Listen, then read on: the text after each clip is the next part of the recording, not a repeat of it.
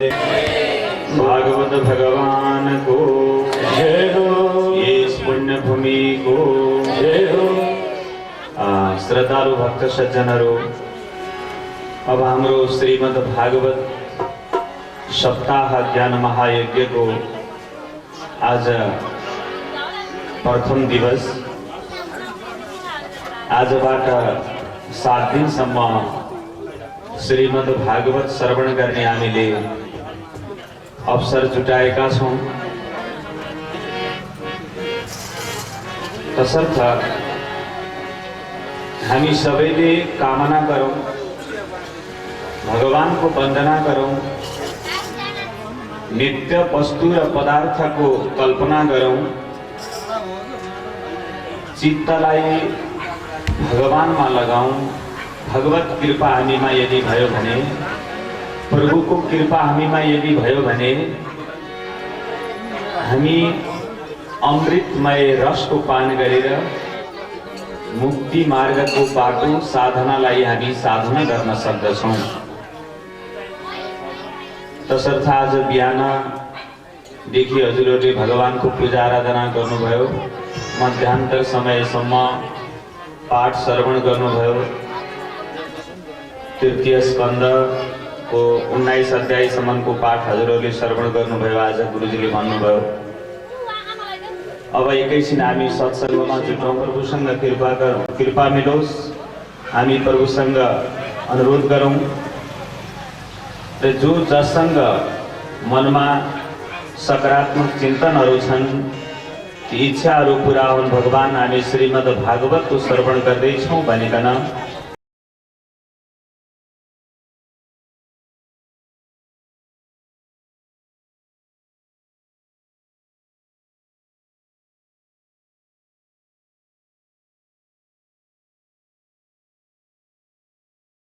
ओम श्री परमात्मने नमः।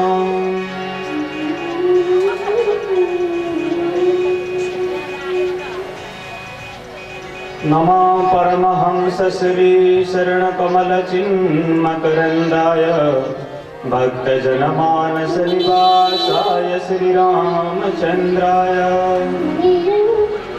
भागीशायैष वदने लक्ष्मीर्यैष च वक्षसि यस्यास्ते हृदये संवितं नरसिंहमहं भजे।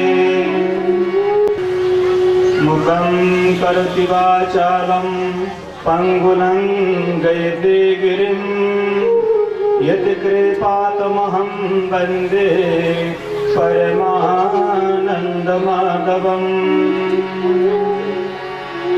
नारायण नमस्कृतं नरं चैव नरोत्तमं देवीं सरस्वतीं व्यासं ततो जयमुदीरयेत्। व्याधैश्च चरणं ध्रुवैश्च च वयोर्विद्या गजेन्द्रस्य का कुब्जायां किमनामरूपमधिकं किं तत्सुनाम्नो धनम्। तुष्यति केवलं न च गुणैर्भक्तिप्रियो माधव। निर्नाम्ना कायस्तदपरहुणादिषु निम्बभास्करमध्यमाम् अस्मदाचार्यपर्यन्तं वन्दे गुरुपरम्पराम्। आनन्दमानन्दकरं प्रसन्नं ज्ञानस्वरूपं निजभावयुक्तं। जय बोलो भागवत भगवान को जय। वेदव्यास भगवान को जय।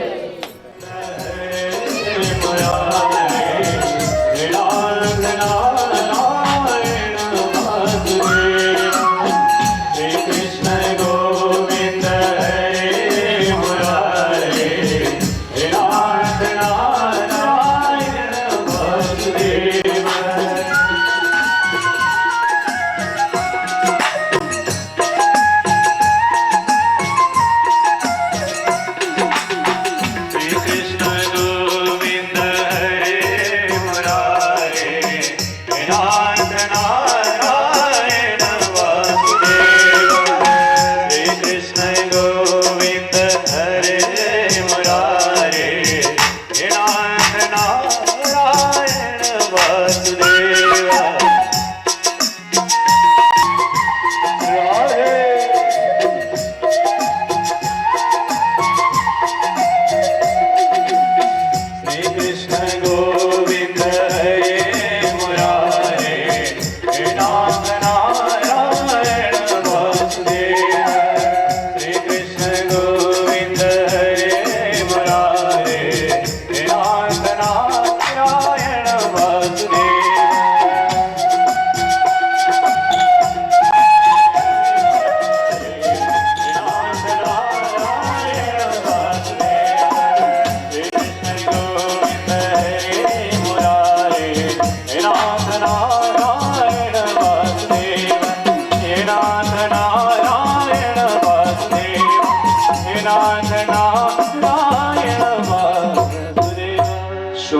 शौनकादृशी प्रणाली भनेकन शुद्धजी नाम गरेको महामुनि नैमिक शरण नाम गरेको क्षेत्रमा भगवती कथाको महत्व श्रीमद् भागवत महापुराणको महिमाको बारेमा शौनकादृशी प्रणालीहरूका उपरमा शुद्धजी नाम गरेको महामुनि नैमिक शरण नाम गरेको क्षेत्रमा यथार्थ रूपबाट प्रश्न गर्दै जानुभयो।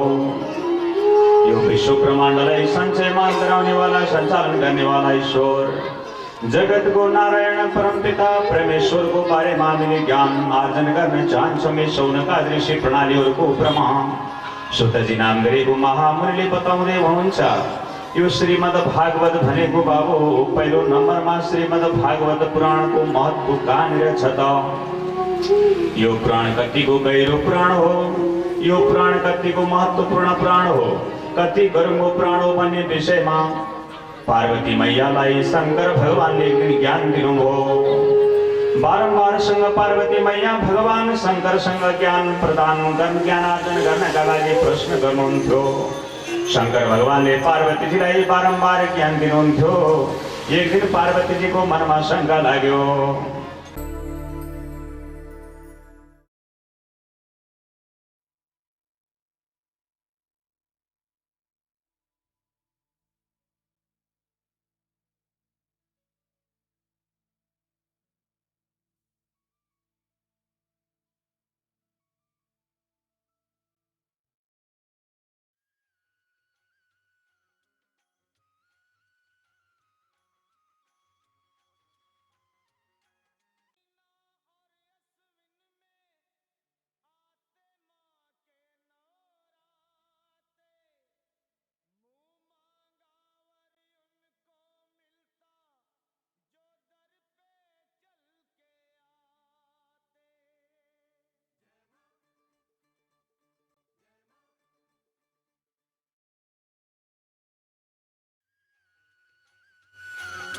धेरै धेरै किसिमका पुष्पको माला शोभाउने गलामा आज नरमुण्ड माला देख्दा मलाई बडा अनौठो लाग्यो।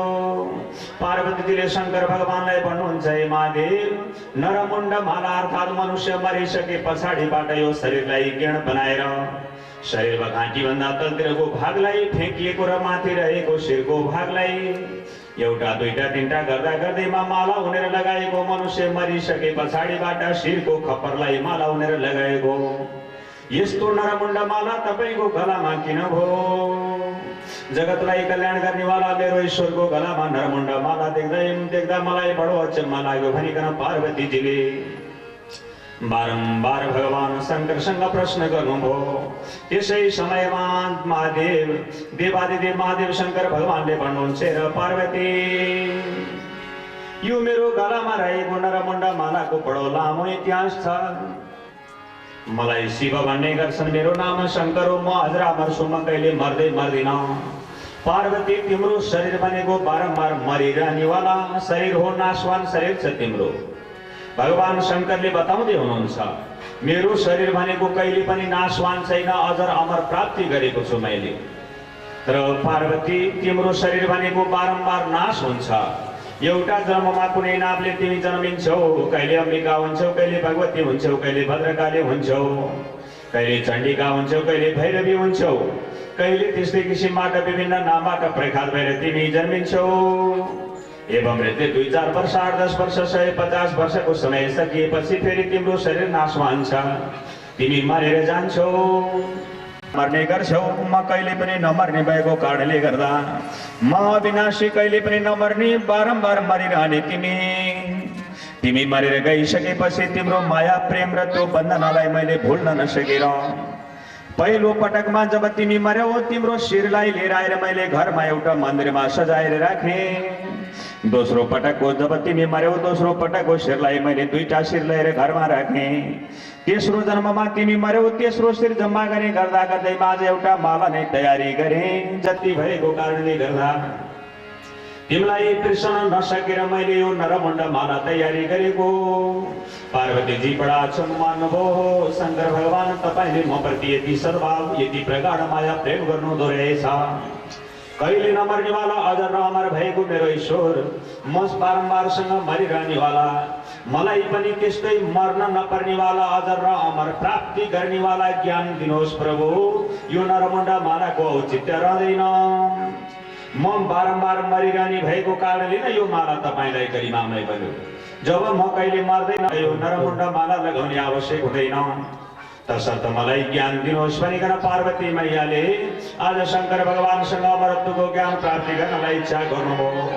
भगवान शंकरले भन्नुहुन्छ र पार्वती मैया यदि अजर र अमरत्वको ज्ञान तिमीले प्राप्त गर्ने इच्छा गर्दछौ भने, अजर र अमरत्वको ज्ञान प्राप्ति गर्ने इच्छा गर्दछौ भनेदेखिबाट यहाँबाट सरासर अमरनाथ नाम गरेको धाममा जानु पर्दछ। जुन ठाउँमा चारैतिरबाट जल बगिरहेको बीचको मजुवा परेको जग्गामा गएर तिमीलाई मैले ज्ञान आर्जन गराउँदछु। जुन ज्ञान मैले तिम्रो उपरमा दिन्छु त्यो ज्ञान सुनेर सम्पूर्ण मनुष्यहरू पार तर्नका निमित्तमा ज्ञानात्मक साधक बन्नेछ भनिकन भगवान शंकरले पार्वतीजीलाई अमर र अनात्मालाई अमरत्वको ज्ञान दिनका निमित्तमा लिएर जाँदै हुनुहुन्थ्यो। वृषभारूढमा भगवान शंकर बस्नुभयो, पार्वतीजीलाई पनि वृषभमा राख्नुभयो। लिएर गइरहेको बेलामा एउटा चौरमा पुग्नुभयो। भगवान शंकर टन्टलापुर घाम लागिरहेको थियो। शंकरजीले वृषभारूढलाई टक्क रोक्नुभयो। पृथ्वीमा झर्नुभयो। पृथ्वी भुइँमा झरेर लट्ठी बसारिँदै पृथ्वीलाई दण्डवत गर्नुभयो। पार्वतीजीलाई बडा अचम्म लाग्यो। अहो देवादिदेव महादेव शंकर भगवान जगतको नारायण, आज तपाईलाई मान्न पर्ने, तपाईले मान्न पर्नेवाला भगवान को हुनुहोला, तपाईले बुझ्नु पर्ने भगवान को हुनुहोला। यस्तो अवस्थामा तपाईले कसलाई दण्डवत गर्नुभयो भनिकन बारम्बार सोधिरहेको बेला शंकर भगवानले भन्नुहुन्छ, न तीर्थ भएको स्थान, न कुनै किसिमको जब यहाँ आराधना भएको, न कुनै भगवानको मठ मन्दिर भएको स्थान, यस्तो स्थानमा कसलाई दण्डवत गर्नुभयो भनिकन पार्वतीले सोधेको समयमा भगवान शंकरजीले भन्नुहुन्छ, पार्वती आजभन्दा हजार वर्ष पहिला यो स्थानमा भगवान लक्ष्मी नारायणको पूजा भएको थियो। भागवती कथा चलेको थियो, जहाँ लक्ष्मी नारायण भगवानको पूजा आराधना हुन्छ, जहाँ राधा कृष्ण भगवानको भजन कीर्तन मनन हुन्छ, जहाँ भागवतको कथा श्रवण हुन्छ, जहाँ भागवतको कथा सञ्चालन हुन्छ, त्यो स्थान भनेको मैले पनि मान्न पर्नेवाला, मैले पनि दर्शन गर्नका निमित्तमा योग्य स्थान हुन्छ भनेर भगवान शंकरले दण्डवत गर्नुभयो। पार्वती मैयाले पनि त्यही पृथ्वी बखाली भुइँमा दण्डवत गर्नुभयो। जहाँ भागवतको कथा सञ्चालन हुन्छ त्यो स्थान भनेको स्वयं भगवान गौरी शंकरले पनि दण्डवत गरिएको पुण्य भूमि हुन्छ। त्यस्तो पुण्य भूमिमा आज हामी पनि उपस्थित भएका छौँ। जुन पुण्य भूमिमा भगवान प्रभु परमात्मा गौरी शंकर भगवानले दण्डवत गरेको जग्गा हो यो। केही कारणले गर्दा आज हामी यो श्रीमद् भागवत श्रवण गर्नका निमित्तमा यहाँ उपस्थित भएका छौँ। तसर्थ पहिलो नम्बरमा यो पृथ्वी मातारी अर्थात् धरतीलाई पनि हाम्रो नमन। श्रीमन् महागणाधिपतये नमः, लक्ष्मी नारायणाभ्यां नमः, उमा महेश्वराभ्यां नमः, वाणी हिरण्यगर्भाभ्यां नमः, शची पुरंदराभ्यां नमः, माता पितृचरण कमलेभ्यो नमः, इष्ट देवताभ्यो नमः, कुल देवताभ्यो नमः, स्थान देवताभ्यो नमः, ग्राम देवताभ्यो नमः, वास्तु देवताभ्यो नमः, सर्वेभ्यो देवेभ्यो नमः, सर्वेभ्यो ब्राह्मणेभ्यो नमः, सर्वेभ्यो वेदेभ्यो नमः। एतत् कर्म प्रधान श्री राधा कृष्णाभ्यां नमः। उपस्थित हुनुभएका भक्त सज्जनहरू कर्ता वर्गहरू सम्पूर्णलाई नमन गर्दै अब यो श्रीमद् भागवती कथा जहाँ गौरी शंकर भगवानले पनि उच्चतम मूल्याङ्क दिएर श्रवण गर्नेवाला पुराणलाई यहाँ कथा प्रवचनको माध्यमबाट अगाडि बढाउनको निमित्तमा भगवानसँग आज्ञा चाहन्छु।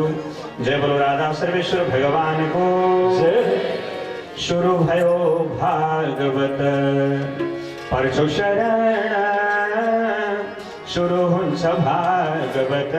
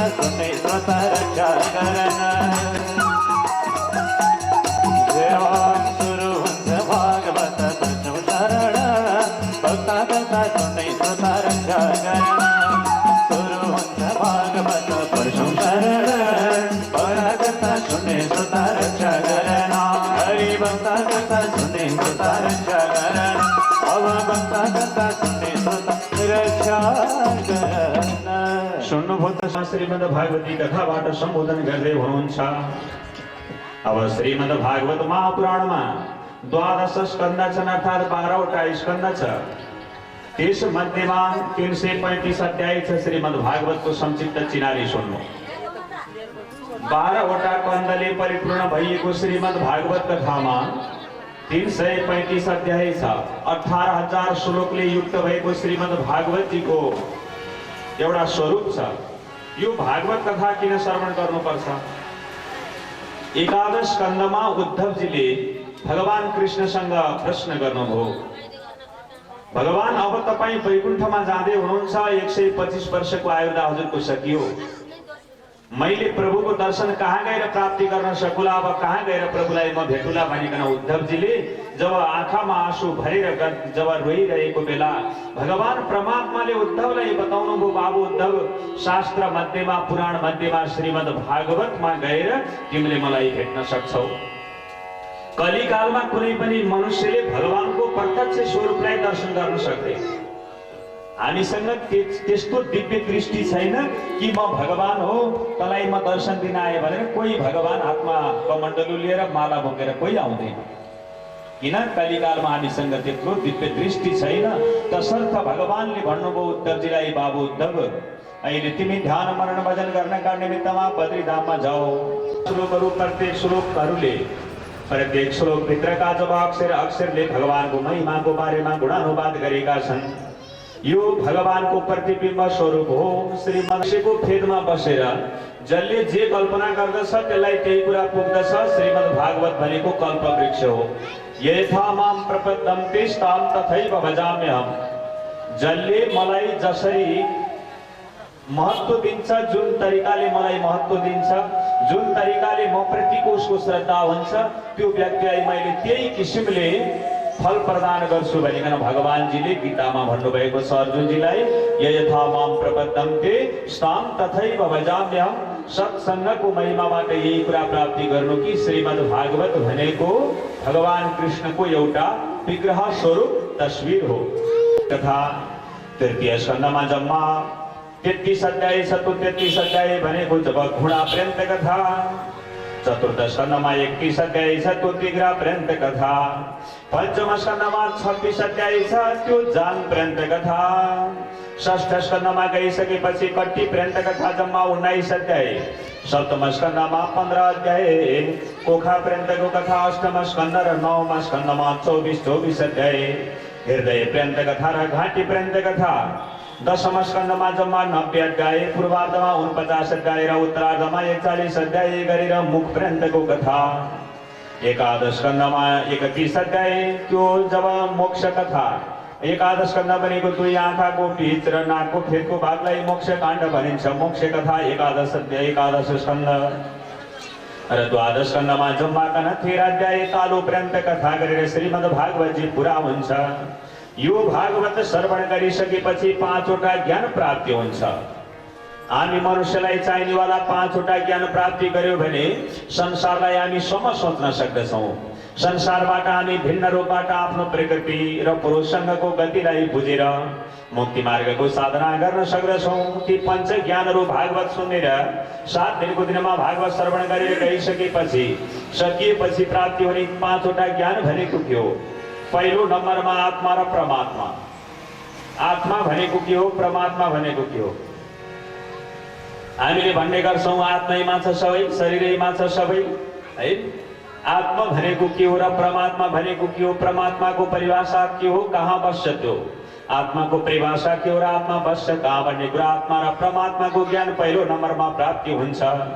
दोस्रो नम्बरमा प्रकृति र पुरुषको ज्ञान। प्रकृति र पुरुष अर्थात् यो संसारलाई चलाउनेवाला को छ, संसारलाई चलाइमान हुने वस्तु पदार्थ हामी कसरी अगाडि बढेका छौँ, यो ज्ञान प्रकृति र पुरुषको ज्ञानबाट प्राप्ति हुन्छ। तेस्रो नम्बरको ज्ञान भनेको विधि र व्यवस्था। संसारमा बलवान को छ, निर्बलियो को छ, गराउनेवाला को र गर्नेवाला को हो भन्ने कुराको पुरा बुझ्नलाई विधि र व्यवस्थाको ज्ञान भनिन्छ। चौथो नम्बरको ज्ञान भनेको ज्ञान र चेतना। ज्ञान र चेतनामा के अन्तर छ? हामी मानव भएर जन्मदा के ज्ञानको पालना गर्नुपर्छ, कस्तो चेतनशील प्राणी हौ हामी, अरू प्राणी र मनुष्यमा के भिन्नता छ भन्ने ज्ञान। चतुर्थ नम्बरको ज्ञान ज्ञान र चेतना। पाँचौं नम्बरको ज्ञान भनेको आशा र संग्रह, कतिसम्म आशा गर्ने र कतिसम्म संग्रह गर्ने। यो कुरा 5 वटा ज्ञान पञ्च ज्ञान प्राप्ति हुन्छ श्रीमद् भागवत श्रवण गरिसकेपछि। त्यही श्रीमद् भागवत द्वादश स्कन्धमा ब्रह्महृदयादि कवये मह्यन्ति यत्सूरय तेजो भारी मृदाम यथा विनिमयो यत्र त्रिसर्गो मृषा धामना सेवन सदा निरस्त। रूप स्वरूप कस्तो छ, पछि के रहन्छ भन्ने विषयमा भगवानको बारेमा बताउन ठुला ठुला विज्ञ सुराट विद्वानहरूले पनि, सुरहरूले अत्यन्त यशस्वी राजाहरूले पनि, दैवज्ञहरूले पनि बताउन सक्नु भएन। त्यस्ता भगवानको स्वरूप अदृश्यमय अत्यन्त अकल्पनीय छ। हाम्रोको प्रारम्भ कालमा, आदिमा, मध्यमा र अन्त्यमा यदि शेष बच्छ भने त्यही भगवान रूपी शेष बच्छ, त्यही तत्त्वरूपी शेष बच्छ। अन्य कुनै किसिमको यो संसारिक विषय वस्तु शेष बच्दैन।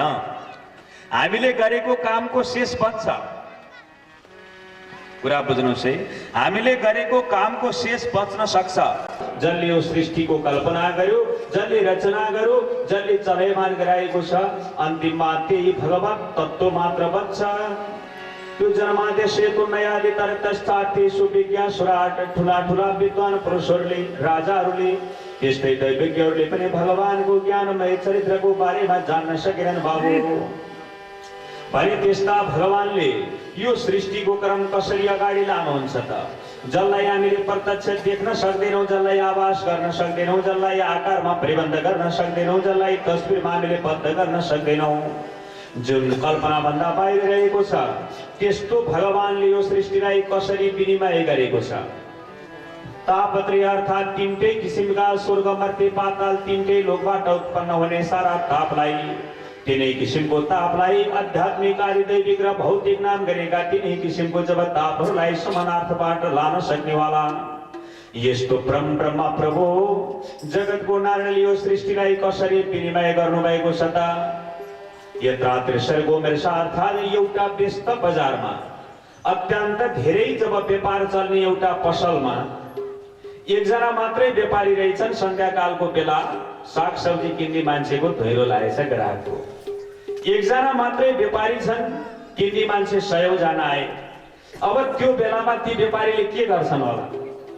बेच्न पसलमा बसेको एक्लै 100 जना ग्राहक आए, त्यो बेलामा उनी कति छिटो चल्नु पर्ला, कति छिटो बोल्नु पर्ला, उनको शरीरको हाउभाउ कस्तो होला? ती व्यापारीको कसैसँग बोल्दै गर्छन्, कसैले भाउ सोध्छ, उनलाई भाउ बताउँदै गर्छन्, हातले जब त्यता जोग्दै गर्छ, पैसा लिँदै गर्छ, बाकसमा पैसा राख्दै गर्छन्, आँखाले छुट्टै बोलेका हुन्छन् व्यापारी, मुखले छुट्टै बोलेका हुन्छन् व्यापारी, हात खुट्टा सबै चलाइमा आउनुहुन्छन्। यदि अब घोरिएर बस्ने लाटो एउटाले सोधेको कुरा त्यही मात्रै उत्तर दिनेवाला भयो भने त अरू ग्राहक त जान्छन्। तसर्थ जति चनाखो भएर व्यस्त बजारको एउटा व्यापारीले अत्यन्त चनाखो रूपबाट व्यापार गर्दछ, त्यस्तै किसिमले भगवानले यो सारा सृष्टिलाई त्यही किसिमको विनिमय गर्नुभएको छ।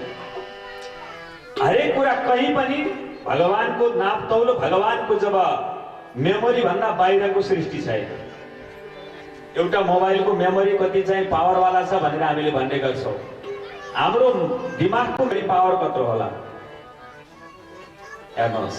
त्यत्रो मेमोरी पावर भएको जो भगवानले यो सम्पूर्ण सृष्टिलाई हामीलाई चलैमान गराउनु भएको छ। यथा विनिमयो, जसरी व्यस्त बजारको एउटा व्यापारीले विनिमय अर्थात् त्यो चाहिँ सामान खरिद बिक्री गर्दछ, त्यस्तो किसिमले प्रभुले हामीलाई सृष्टि चलाउनु भएको छ। फेरि त्यो भगवत तत्त्व कहाँ छ त? त्यो भगवान कहाँ छ त भन्यो भने एक दिन प्रातःकालको समयमा भर्खर सूर्यको पहिलो किरण उदाएको थियो।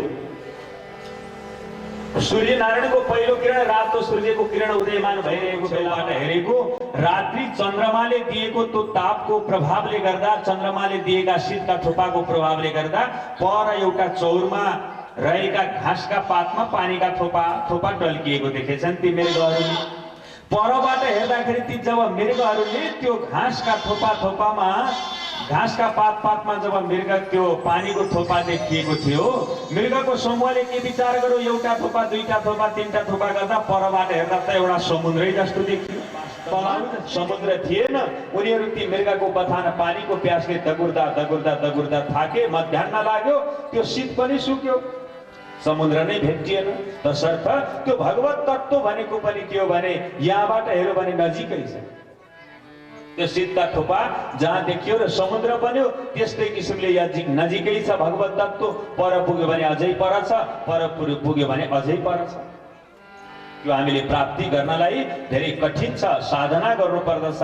सफल हुनुभएको थियो। दशम स्कन्धमा भन्नुभएको थियो, इति रेशे तर्के निजमय मनीषो प्रमितिकी, अर्थात् हे प्रभु तपाईको गुणानुवाद लीलाको बारेमा बताउन स्वयं म पनि असमर्थ छु भनेर ब्रह्माजी भन्नुभएको थियो। त्यस्ता भगवान गोलोकवासी राधा कृष्णको चरित्र आज हामीले यहाँ श्रवण गर्दैछौँ।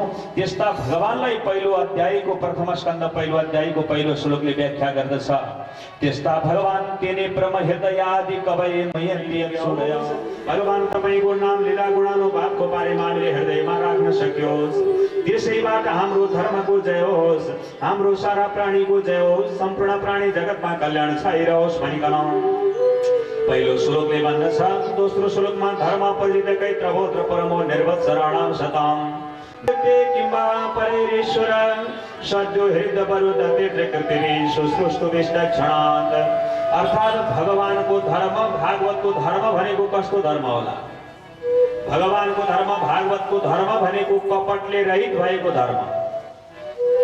एउटा धर्म गर्दा अर्कातिर कपट्याइ भयो, अर्कातिर नोक्सानी भयो भने, एकातिर नाफा कमाउँदा अर्कातिर नोक्सानी भयो भने त्यहाँ धर्म हुँदैन भनिन्छ।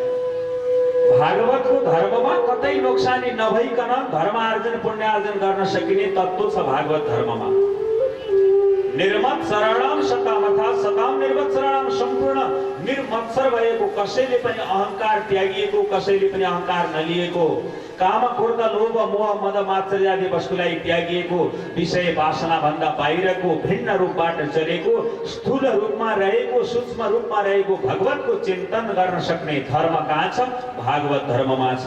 ज्ञानको कुरा, अगम्य ज्ञानको कुरा म बताउँदै जानुभयो।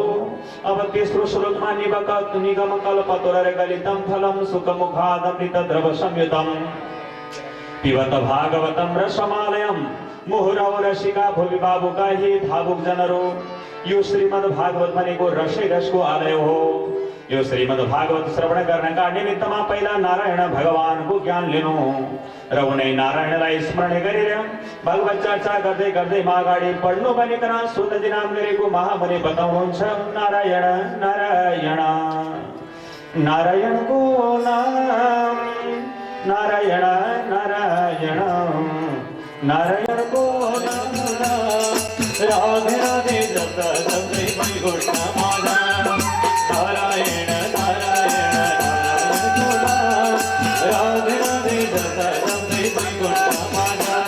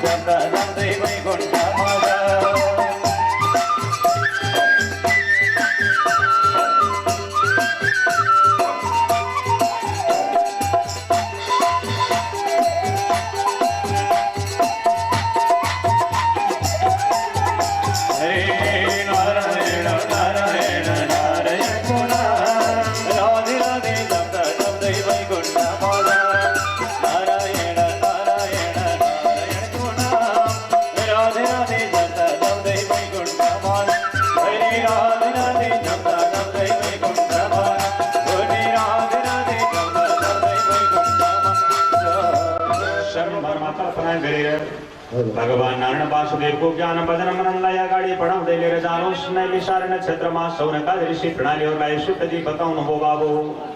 निरसको आलय हो, यो समुद्र हो। श्रीमद् भागवत भनेको ज्ञानमय सागरको, ज्ञानमय एउटा तलाउको सागर हो। अब यो सागरमा गएर कसले कति जल निकाल्न सक्छ त्यो आफ्नो कुरा हो। श्रीमद् भागवत जी भनेको एउटा रसै रसको, अमृतै अमृतको आलय हो। यहाँबाट कसले कति रसपान गर्न सक्छ, कसले रस झिक्न सक्छ त्यो आफ्नो कुरा हो। कस्ता व्यक्तिले श्रीमद् भागवत जी सुन्नु त रसिका भूमि बाबुका, जसले श्रीमद् भागवतमय अमृत पान गरेर आफू पनि रस स्वाद गरेर अर्कालाई पनि त्यो रसको स्वाद अनुसार तत्त्व प्रवाह गर्न सक्दछ, त्यस्तो व्यक्तिले श्रीमद् भागवत सुन्न उचित हुन्छ। यो संसारमा 4 किसिमका मनुष्य छन्। तेस्रो श्लोकको दृष्टान्त छ। एउटा आँपको वृक्ष रहेछ, आँपको एउटा रुख रहेछ। हजारौं आँप पाकेका थिए त्यो जेठ असारको समय, साउन भदौ कति कहिले आँप पाक्छ। त्यो समयमा रुखमा आँप पाकेका रहेछन्, हजारौं हजार आँप, मौमौती बास्ना दिएका। बिहानको समय सूर्योदयको पहिलो झुल्कासँगै आफ्नो गुणबाट एउटा गिद्ध चरो उठेछ। आँखा हेर्यो, भोक लागेको थियो। भोकले प्यासले अत्यन्त तडपायमान भएको त्यो गिद्ध चरो उड्दै उड्दै गएछ र एउटा आँपको हाँगामा बस्यो। आँपको हाँगामा बस्यो। त्यो गिद्ध चराको पन्जा भन्दा तल धेरै पाकेका आँपहरू थिए, मधुर मधुर बास्ना छरिरहेका थिए। तर त्यो गिद्ध चरालाई भोक लागेको थियो। त्यो आँप खाएर मेरो रस अर्थात् मेरो स्वाद, मेरो प्यास हट्छ भन्ने कुरा उसलाई थाहै भएन। मेरो भोक तिर्खा यो आँप खाएर हट्छ भन्ने गिद्ध चरालाई थाहै भएन। त्यो गिद्ध चरो केवल आफ्नो जब पन्जामा अड्किएका आँपलाई उसले हेर्न ध्यान दृष्टिले हेरेन। उसले कहाँ हेर्यो भने कुनै चौरमा जहाँ सडे गलेका मरेका पशु पक्षीहरू फालेका होलान्, फ्याँकेका होलान्, त्यो ठाउँमा गएर मैले मेरो पेट भर्ने हो भनेर गिद्ध चरो हजार पाकेका आँपलाई त्यागेर मरेको वस्तु खान गयो। बडा अचम्म। त्यस्तो पाकेका आँप थिए, हजारौं हजार आँप। त्यसले 10 वटा 20 वटा 100 वटा खाए पनि पाउँथ्यो। कसैले त्यसलाई खेद्दैन थियो, लखेट्दैन थियो। तर त्यो आँपको स्वाद लिने हो भन्ने कुरा त्यो गिद्ध चराले जानेन। एकछिनपछि त्यही आँपको हाँगामा एउटा जब एक जोडी परेवा आयो, एक जोडी परेवा आएर फेरि त्यही बसे, त्यही आँपको हाँगामा बसे। तलतिर पाकेका आँप थिए, तिनले पनि त्यो आँप खाएर भोक तिर्खा मेटिन्छ भन्ने थाहै पाएन। तिनले के अरे कसका छतमा, कसका घरका वरपर केही दानाहरू खसेका होलान्, त्यो दाना खाएर जीविका चलाउने हो भनेर परेवा पनि उडेर गए। बडा अचम्म हो। एकछिनपछि एउटा काग आयो, का गर्दै उड्दै उड्दै आयो र त्यही हाँगामा बस्यो। जहाँ गिद्ध बस्यो, जहाँ परेवा बस्यो, त्यही जब हाँगामा एउटा काग बस्यो, का गर्दै। उसले पनि पाकेका आँपहरू सबै देखेको थियो, तर त्यो पाकेका आँप खाएर मेरो भोक मर्छ भन्ने कुरो उसलाई पनि थाहा भएन। कहाँ कसको घरमा शौचालय बनेको छैन, कसको घरमा बाहिर शौचालयको निमित्तमा प्रयोग गर्छन्, चौरमा गएर बिस्टा खाने हो भनिकन काग पनि उडेर गयो। बडा अचम्म थियो। सुगा चरी गएर त्यही आँपको हाँगामा बस्यो। आँपको हाँगामा बसेपछि उनले न त मरेको पशुलाई हेर्यो, न त कुनै चौरको बिस्टालाई हेर्यो, न त कुनै दाना दानीलाई हेर्यो। त्यो सुगाले भुर्र उडेर गयो। ती हजारवटा पाकेका आँप मध्येमा जुन मिठो छ, जुन असाध्य राम्रो छ, जुन आँपमा किरा लागेको छैन, त्यही आँपमा गएर त्यो सुगा चरीले त्यो आँपको रस पनि खायो, स्वाद पनि लियो, तृप्ति भएर आफ्नो गन्तव्यतर्फ उडेर गयो। श्री प्रेमचन्दले भन्नुभएको छ कि अर्काको कुरा कसैले कुरा काट्दै हिँडियो छ, आफू 2 जना एक दुई जना भने म भन्दा त्यो योग्य भएर त्यसको कुरा काट्या हो। हर व्यवस्थालाई चाहिँ जसरी अगाडि बढाउनु पर्ने थियो त्यसरी बढाइरहेका हुन्छन्। एक थरी मानव भनेको त्यही परिवार चरा जस्ता छन्। र अन्तिममा एउटा सुगाचरी आयो, त्यही आँपको हाँगामा बस्यो। अघि जहाँ बसेर गिद्ध उड्यो, जहाँ बसेर काग उड्यो, जहाँ बसेर परेवा उड्यो, त्यही ठाउँमा आएर सुगाचरी बस्यो। त्यो सुगाचरीले न मरेका वस्तु हेर्यो, न कहीँ दाना हेर्यो। पाकेको आँपको वृक्षमा म आएँ भने यही आँपको रस खानुपर्छ भन्यो। पाकेको मिठो रसले, स्वादले भरिपूर्ण भएको, किरा नलागेको आँपमा गएर उसले ठुमेर खायो र रस स्वाद पाने गर्यो। बसेर आफूलाई चिन्यो भने त्यो असली मानव हो। हामी यत्रो संसारमा जब 84 लाख जुनी मध्येमा यो मानव जुनी भनेको अत्यन्त उत्कृष्ट योनि हो। यो मानव योनिमा जन्मेर उत्कृष्ट योनिमा जन्मेर पनि भगवत चर्चा नगरिकन सत्संगको कर्म नगरिकन भगवान नारायण वासुदेवको भजन कीर्तन मनन नगरिकन कथा प्रवचन श्रवण नगरिकन जीवनलाई मुक्ति मार्गमा नलैकन फेरि मरेर नरकमा जानुपर्ने अवस्था आयो भन्ने गुणबाट मनुष्यको के औचित्य भयो। सुगाचरी जस्तो हुनुपर्दछ, के गर्ने हो के नगर्ने हो, के खाने हो के खाने होइन। कहाँ बोल त त्यो सुगाले ठुमेको फल असाध्यै मिठो हुन्छ, सुगाले जुठो हालेको फल असाध्यै मिठो हुन्छ। त्यस्तै किसिमले यो श्रीमद् भागवत रूपी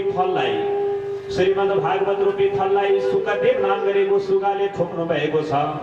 सुकदेवका मुखबाट निक्लिएको यो श्रीमद् भागवत बारम्बारसँग जसले श्रवण गर्दछ त्यस्ता व्यक्तिहरू रसै रसको अमृतको आलयमा गएर भावुक बन्दछन्। हे भावुक जनहरू, तिमीहरू यो रसै रसको समुद्रबाट आफूले तृप्ति हुनका निमित्तमा रसको स्वादन रसमा गएर सागरमा पौडी खेलाई डुबुल्की लगाऊ है त भनिकन भगवान विश्व ब्रह्माण्डको नायकी के कारणले गर्दाखेरिमा यो कलिकालमा द्वापरयुगमा जन्म लिनु पर्यो र भगवान के कारणले गर्दाखेरिमा वैकुण्ठमा सवारी होइ बक्सनुभयो। भगवान वैकुण्ठमा गइसकेपछि घरमा गएर कसको शरणमा बसो भन्ने आदि गरिएका प्रश्नहरूको बारेबाट पहिलो अध्याय समापन भयो। दोस्रो अध्यायमा प्रारम्भ गरियो। दोस्रो अध्यायमा गइसकेपछि यम प्रव्रजन्त मनोपेत मपेत कृतम द्वैपायनो विरहका तराज्वाप पुत्रेति तन्मयतया तरवो विनेदु तं सर्वभूत हृदय मणिमानतोस्मि। अपुत्रस्य गतिर्नास्ति स्वर्गे नैव च जसका सन्तान छैनन् भने सन्तान नभएको व्यक्ति वेदव्यास नाम गरेको महर्षि बडो आत्मिनु भएको थियो। एक दिन वेदव्यास महर्षिले चिन्तन मनन गरिकन एउटासम्म सत्पुत्रमय उत्पन्न गर्न सकु भनिकन अग्निकुण्डमा जपकुण्डमा हवन गरिरहेको बेलामा घरताची नाम गरेकी अप्सराको रूपमा आसक्ति भएको बेलामा वेदव्यास नाम गरेको महर्षिको प्रजापतिको महाराज देशबाट एउटा जब भगवान उत्पत्ति हुनु बुढेसकालको सारा होला भनिकन जन्माएको बाबु आज जङ्गलमा तिमी किन हिँड्यौ त भनिकन बाबाले बारम्बार सङ्घर्ष हुँदै आफ्नो छोरालाई घर गृहस्थीमा फर्काउन खोजिरहेको बेला सुखदेव नाम गरेको स्वामी जङ्गलमा अघि वेदव्यास महर्षि पछि त्यसै समयमा सम्पूर्ण वृक्षहरू नदी नाला लाराहरूले तन्मय बनेर भन्न थाले। हे वेदव्यास महर्षि, तपाईका छोरा सुखदेव नाम गरेको महाराज सम्पूर्ण इन्डियालाई दमन गरेको ज्ञानी भएको योगी सत्पुरुष परिसक्नुभयो। अब उहाँ वैकुण्ठमा जानुहुन्छ। तत्त्व प्राप्ति गरेको सुखदेव नाम गरेको स्वामीलाई फर्काउनु पर्दैन, तपाईँ घरमा जानुहोस् भनिकन सम्पूर्ण वृक्षहरू पनि तन्मय बनेर भन्दै थिए। वेदव्यास नाम गरेको महाराजलाई ज्ञान प्रदान गर्दै थिए। तर चित्त भन्ने विषयलाई तेस्रो अध्यायबाट जोडिएको छ। यता नारद नाम गरेको ऋषि एक तारे बाजा बजाउँदै स्वर्ग मर्त्य पाताल तिनै लोकमा जानुहुन्थ्यो। वेदव्यास नाम गरेको महर्षिको मनमा असाध्यै ठुलो चिन्ता बढ्दै गयो। सरस्वती नदीको तटमा साम्य प्रास नाम गरेको क्षेत्रमा वेदव्यास महर्षिको आश्रम थियो। त्यही साम्य प्रास नाम गरेको क्षेत्रमा आश्रममा असाध्य पीडित भएर चिन्तित भएर रोइरहेको बेलामा नारद ऋषिले एक तारे बाजा बजाउँदै श्रीमन्नारायण नारायण जप्दै आज साम्य प्रास नाम गरेको क्षेत्रमा पुगी बस्नुभयो। श्रीमन्नारायण नारायण नारायण श्रीमन्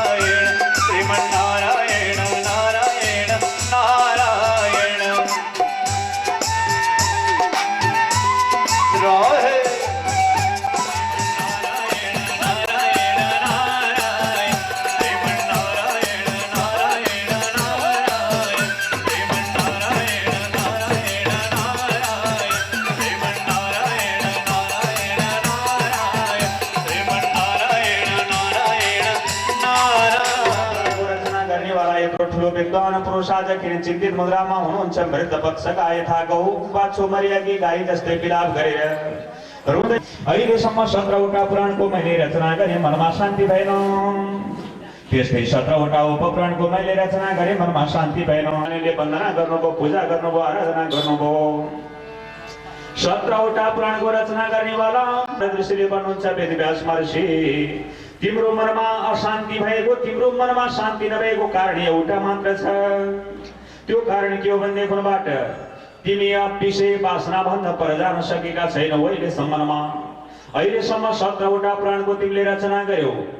अब 18औं नम्बरमा एउटा पुराणको तिमीले रचना गर। कस्तो पुराण भन्दाखेरिमा जुन पुराणमा कुनै बोक्रा हुने छैन, जुन फलमा कुनै बोक्रा हुने छैन, जुन फलमा कुनै जब त्यसको बिया हुने छैन, जुन फलमा तिको पिरोटा रोआनिलो जब स्वादे हुने छैन, जुन फल माटा मुनि फल्ने छैन, माटा माथि फल्ने छैन, त्यस्तो किसिमको फल खानका निमित्तमा योग्य फल तिमीले तयारी गर भन्नुभयो।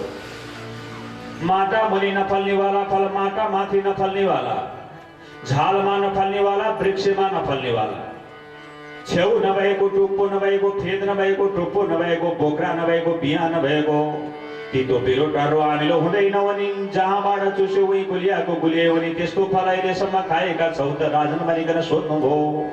प्रभु त्यस्तो फल कहाँ पाइन्छ?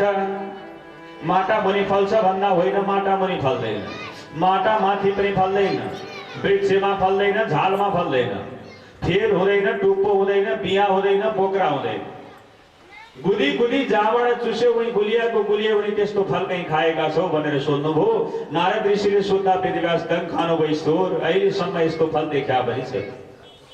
कोही जब झालमा फल्ने, कोही वृक्षमा फल्ने, तितो पिरोटा रोआमिलो भएका फलहरू हुन्।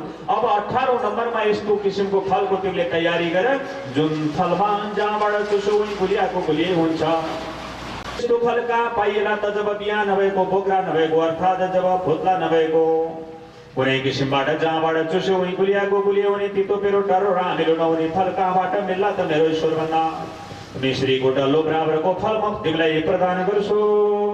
नारद ऋषिले वेदव्यास महर्षिलाई बताउनु भयो, बाबु वेदव्यास महर्षि त्यस्तो किसिमको फल भनेको के हुन्छ त भन्दा मिश्रीको डल्लो हुन्छ। मिश्रीको डल्लो न झालमा फल्छ न वृक्षमा फल्छ। मिश्री फलफुल हो कि है? मिश्री खाएर पर्क हुन्छ नि हैन? अब त्यसको छेउ हुँदैन, जब टुप्पो हुँदैन, बोक्रा पनि फाल्न पर्दैन, बिहा फाल्न पनि पर्दैन, तितो पिरोटा रो गुलियो हुँदै हुँदैन। मिश्री जहाँबाट चुस्यो उही गुलियाको गुलियो हुन्छ। त्यो मिश्रीको डल्लो बराबरको फल म तिमीलाई प्रदान गर्छु भनिकन नारद ऋषिले, देवर्षि नारदले वेदव्यास महर्षिलाई बताउनु भयो, बाबु 4वटा वेदबाट ऋग यजुर साम अथर्व नाम गरेका 4 वेदबाट 4वटा अक्षर झिक्नुभयो। भागवत नाम गरेका 4वटा अक्षर झिक्नुभयो र ती 4वटा अक्षरलाई समष्टिगत रूपमा निर्माण गरे त बाबु भन्नुभयो वेदव्यास महर्षिले भागवत भन्ने प्रमाण लगाए। 4वटा वेदबाट 4वटा अक्षर झिकेर दिनुभयो, जसलाई भागवत भन्ने अक्षर 4वटा भागवत तयारी भयो। पहिलो नम्बरमा दिएको भाग अक्षर बाबु यसलाई व्याख्या गरेर तिमीले तिम्रो आफ्नो विद्याबाट भनिकन देवर्षि नारदले भन्नुभयो। यसै बेलामा वेदव्यास महर्षिले भन्नुहुन्छ, मेरो ईश्वर भा भनेको प्रकाश हो, भा भनेको भान हो, भा भनेको गहिराई हो, भा भनेको सूर्यनारायण हो। अब यो भा अक्षरको मैले अर्थ लगाऊ है त हजुर भनेर सोधेको समयमा वेदव्यासले भन्नुहुन्छ, भाष्यते सर्वशास्त्राणि भन्दिनु हो। अहिलेसम्म 17वटा मैले महापुराणको रचना गरेँ। ती सम्पूर्ण शास्त्र मध्येमा अत्यन्त चाहिँ गहिराईमा पुग्न सक्नेवाला शास्त्र, अब रचना गर्नेवाला शास्त्र हुन्छ भनिकन भागको अर्थ के होला भन्दा भाष्यति सर्वशास्त्राणि भन्दिनु भयो। गको अर्थ लगाऊ त बाबु भनेको गको अर्थ गम्यदि नारदादि ऋषिहरूले पनि गइनी भएको गहिराईमा पुगेको अर्थात् गको अर्थ के हुन्छ त भनिकन सोधेको। गति यस अलौकिक, यसको अलौकिक गति हुन्छ। अरु शास्त्रहरूको गति भनेको निश्चित हुन सक्ला। यो भागवतको गति भनेको अब रचना गर्नेवाला शास्त्रको गति अपरम्पार हुन्छ भनिकन गएको हुनेछ। वरिष्ठम सबै शास्त्रको राजा हुनेछ भनिकन वरिष्ठम सर्वशास्त्रे सुबन्धन हो। तरणि तको अर्थ लगाऊ त भनेर सोधेको। तरणि बाबा बुध बन्दिनु हो। भागवतको अर्थ यही हो। नारदको इच्छाबाट निर्देशनबाट वेदव्यास महर्षिले भागवतको रचना गर्नुभयो। त्यही भागवत जब 4 अक्षरले बनेको भागवतलाई चतुश्लोकी भागवतमा परिणत गर्नुभयो। चतुश्लोकी भागवतलाई 18,000 श्लोकले परिपूर्ण भएको भागवतजीको ठेलीमा निर्माण गर्नुभयो। यदि वेदव्यास महर्षिलाई नारद ऋषिले भन्नुभयो, बाबु तिम्रो मनमा शंका छ भगवानको नाम संकीर्तनले युक्त भएको एउटा शास्त्र बनाएर मुक्ति मार्गमा जान्न कि भन्ने तिमीलाई सन्देह लाग्छ भने बाबु मेरो पूर्वजन्मको इतिहास सुन भनिकन 4औं अध्यायमा पुग्दा नारद ऋषिले वेदव्यास महर्षिलाई यही ज्ञान दिँदै हुनुहुन्छ। देवजीलाई जंगलबाट फर्काउन भनेर जानु भएको थियो। लौ न मेरो छोरा बाबु घरमा फर्कन मेरो साथमा आउन भयो। बुढेसकालको साराको रूपमा जन्माएको मेरो छोरा लौ न आऊ भनिकन आँखाबाट पर्वत आँसु बर्साउँदै छोरालाई घरमा फर्काउनका लागि अगाडि बढिरहेको बेलामा एउटा कुवामा तलाउमा त्रिजातिहरूले स्नान गर्दै थिए। त्यो बाटो कुनै पनि पुरुषहरू हिँडडुल गर्दैनथे। पुरुषहरू नहिँड्ने ठाउँमा त्रिजातिहरूको जमघट भएको बेलामा लाज भएन, लज्जा लागेन। उनीहरूले शरीरका वस्त्रहरू जति जब बाहिर तीरमा राखेर गएर स्नान गर्दै थिए। सुखदेव नामगरीको स्वामी 16 वर्षको जवानी नव जौवानको कुमार शरीरमा वस्त्र नै थिएन, कपडा नै थिएन, नाङ्गै हुनुहुन्थ्यो। 16 वर्षको नव यौवन कुमार विवाह गर्न योग्य भएको कुमारको शरीरमा वस्त्र थिएन। सुखदेवजी अगाडि जाँदै हुनुहुन्थ्यो। पछाडिबाट लौ न बाबु फर्कन मेरो छोरा भनेर रुँदै रुँदै रुँदै कपडा लगाएका वेदव्यास महर्षि दाइजुङ्गा खोलेको वृद्ध ऋषि जाँदै हुनुहुन्थ्यो। त्यसै बेलामा तलाउमा नाउँदै गरेका त्रिजातिहरूले त्यस्तो नाङ्गो पुरुष सुखदेवलाई देखे, तर उनीहरूलाई लाजै लागेन। कोही हाँसेन, कोही हिलेन, कोही आफ्नो काम गरिरहे। नाउन थियो उनीहरूले नाइरहे, कपडा धुनेले धोइरहे।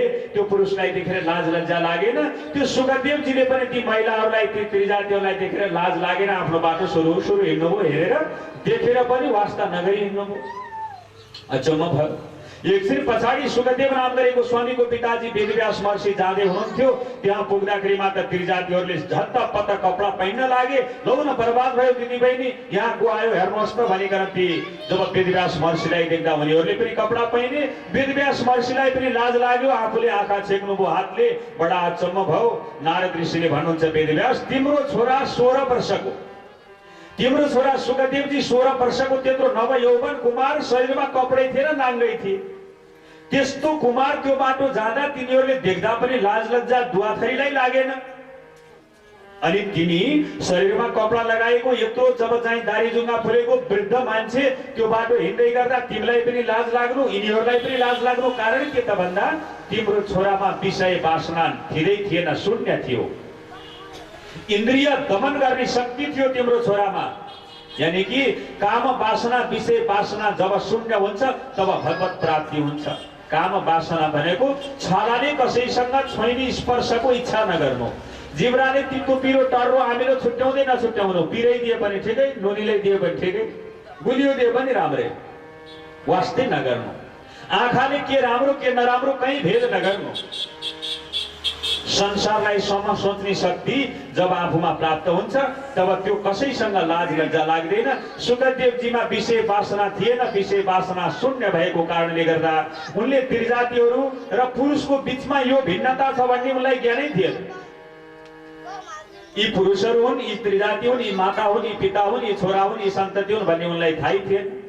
सारा संसारलाई सम सोच्ने भएको कारणले विषय वासना भन्दा भिन्न थिए उनी। त्यस कारणले गर्दा सुखदेव नामगरीको स्वामी विषय वासना भाण्ड तत्त्व प्राप्ति गरिसकेको कारणले गर्दा उनलाई देखेर त्रिजातिहरूलाई लाज लागेन। यता वेदव्यास महर्षि तिमीमा विषय वासना धेरै छ। जबसम्म यो विषय वासनालाई न्यूनीकरण गर्न सकिँदैन, जबसम्म शरीरमा रहेको व्याप्त विषय वासनालाई इन्द्रियलाई दमन गर्न सकिँदैन, तबसम्म भगवत चर्चा भगवत प्राप्ति नहुने भएको कारणले गर्दा तिम्रो छोरा र तिमीमा यो अन्तर स्वभाव हो। अब यो अन्तरलाई टाढा लगाउनको निमित्तमा अहिले मैले दिएको भागवत नाम गरेको जुन शास्त्र हो यसलाई बद्ध गर्नु। तिम्रो मनमा शान्ति प्राप्ति हुनेछ भनिकन देवर्षि नारद ऋषिले आज वेदव्यास महर्षिलाई ज्ञान प्रदान गर्नुभयो। दासी भनिकन बोलाउने गर्थे। दासीको छोरो भएको कारणले गर्दा घर मेरो गाउँ घरभन्दा परपट्टि एउटा कुटियामा मेरो आमाले मलाई राख्नुहुन्थ्यो साथैमा। साँझ के खाऊं बिहान के खाऊं मेरो घरमा खाने कुनै अन्न थिएन।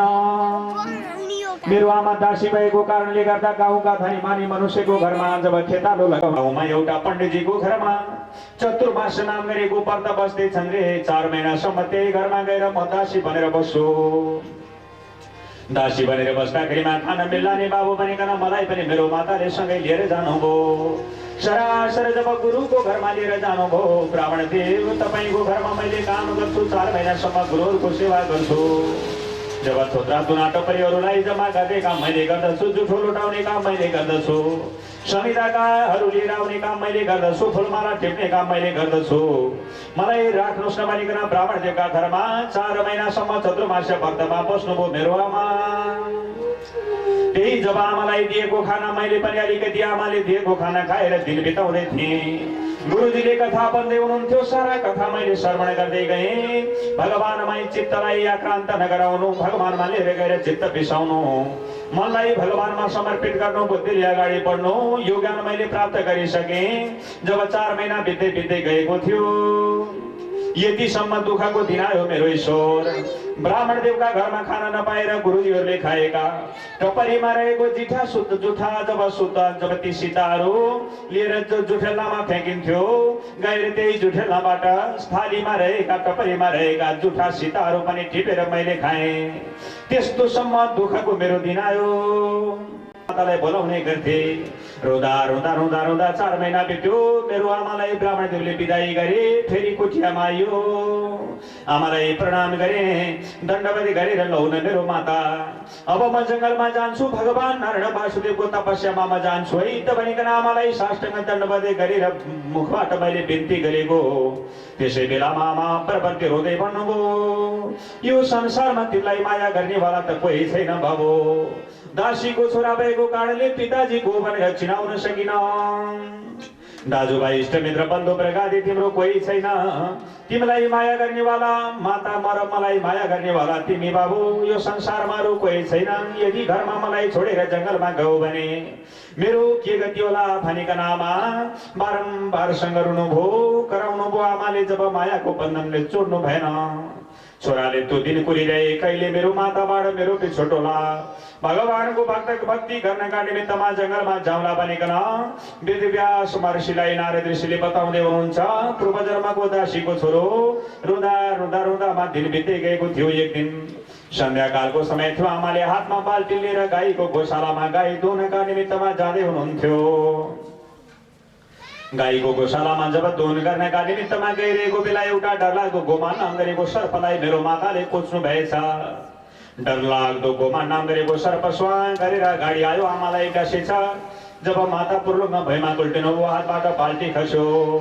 छोरा छोरा छोरा भनिकन आमाले बोलाउनु भयो। भित्रबाट जब साँझ र फस्याङ गर्दै बाहिर निक्ले माता के भयो भन्दा सर्पलाई देखाउनु भयो। आमा अब तपाईको देह सानो निको, मैले कसो गरौँ भनिकन छोरा आमापट्टि फर्केर रुन लाग्नुभयो। आमा छोरापट्टि फर्केर बारम्बार सँग रुनुभयो। रुँदा रुँदा रुँदा केही समय पछाडिबाट आमाको देह सानुने तयारी भयो। आमाले शिरमा हात राखेर भन्नुभयो, बाबु अब संसारमा तिमीलाई छुट्टी मिल्यो। पिताजी तिम्रो को चिनेका छैनौ। इष्टमित्र बन्धु प्रगादी दाजुभाइ दिदीबहिनी तिम्रो छँदै छैन बाबु। तिमीलाई माया गर्नेवाला म एउटी आमा। आज सर्पको डसाइबाट म पनि मरेर जाने भएँ। अब तिम्रो साथी भने पनि मित्र भने पनि विश्व ब्रह्माण्डको नायक त्यही भगवान, त्यो भन्दा अर्को कोही छैन बाबु। जंगलमा गएर तपस्या गर भनिकन आमाले मेरो शिरमा हात राख्नुभयो। आमा हजुरलाई केही हुँदैन, लौ न माता केही हुँदैन भन्दा भन्दै मेरो माताले जब मलाई हेरेको हेरे गर्नुभयो। आमा आमा भने चिच्याइ रोए, कराएँ तर माताजी बोल्नु भएन। गाई दुहुनका निमित्तमा घरबाट बाहिर गोशालामा निक्लेर गएकी मातालाई सर्पले डसेर मार्यो। अब मैले के गरौँ? दासीको छोरा मसँग न त धन सम्पत्ति, न त ममा बुद्धि विवेकता, न त ममा कुनै किसिमको जब आर्थिक सम्पन्नता केही नभएको कारणले गर्दा म रोएँ, कराएँ। आमालाई लिएर गएर आर्थिक श्रद्धाञ्जली सभा मैले पूर्ण गरेँ। अब म यो संसारमा एक्लो भएँ, मलाई माया गर्नेवाला कोही रहेन। नारायण वासुदेवको बारम्बारसँग भजन गर्नुभयो, मनन गर्नुभयो। अन्त्य अवस्थामा नारायण भन्दा अर्को कुरा केही रहेनछ। नारायण परा वेदा, नारायण परामखा, नारायणको नामले नै भजन कीर्तन मनन भनेको नारायण, यज्ञ यज्ञादि भनेको नारायण, जीवनमा अन्त्य गतिमा लाने भनेको नारायण। यही नामबाट नै मुक्तिमा जानु पर्छ त हिजोसम्मको मेरो माता आज वैकुण्ठमा गई बक्सनुभयो भनिकन नारद ऋषि दासीको छोरा जंगलमा गएर भगवान नारायण वासुदेवको भजन कीर्तन मननबाट अगाडि बढ्नुभयो। नारायण नारायण हरे नारायण नारायण जय भवानी यो शरीर मरेपछि हुन्छ घराने। नारायण नारायण भज भवानी यो शरीर मरेपछि हुन्छ घराने।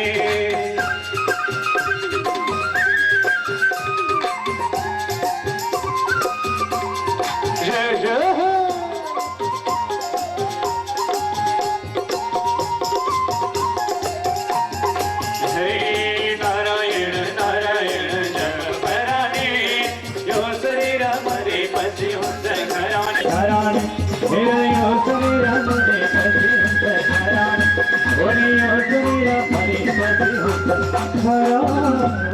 श्रीमन्नारायणको भजन दिनुभयो। बाबु यो जन्ममा दासीको छोरा भएको कारणले तिमी मुक्ति मार्गमा जान सक्दैनौ। अर्को जन्ममा तिमी स्वयं ब्रह्माजीका मानसिक पुत्र मध्येमा कान्छो छोरो भएर जन्मनेछौ। तिम्रो नाम नारद हुनेछ भनिकन मलाई कृपा भयो। भगवानको भजन कीर्तन मननले गर्दाखेरिमा आज देवर्षि नारद भएर ब्रह्माजीका मानसिक पुत्र मध्येमा कान्छो छोरा भएर जन्मेको छु वेदव्यास। त्यसै कारणले गर्दाखेरिमा भगवानको नारायण वासुदेवको नामले नै यो सम्पूर्ण चरित्रलाई सम्पूर्ण जीवनलाई परम मोक्षधाममा लाने भएको कारणले गर्दा भगवानको नामले युक्त भएको पुराणको रचना गर्नु है त भन्ने ज्ञान आज प्रदान गर्नुभयो। कुरा बुझ्नु भएको छ। नारद ऋषिले दिएको ज्ञानले गर्दा वेदव्यास महर्षिले श्रीमद् भागवत रचना गर्नुभएछ। यहीबाट सुरु हुन्छ। अघि महाभारतको युद्ध भयो। 18 दिनसम्म कुरुक्षेत्रमा महाभारतको युद्ध भयो। त्यो महाभारतको युद्धमा मर्दै नमर्ने वाला व्यक्ति पनि मरे, मार्नै नहुने वालालाई पनि मारियो। भगवान कृष्णले हतियार उठाउँदै उठाउन भनेका प्रभुले पनि हतियार उठाउनु भयो। सत्यको लागि अत्यन्त ठुलो संग्राम भयो।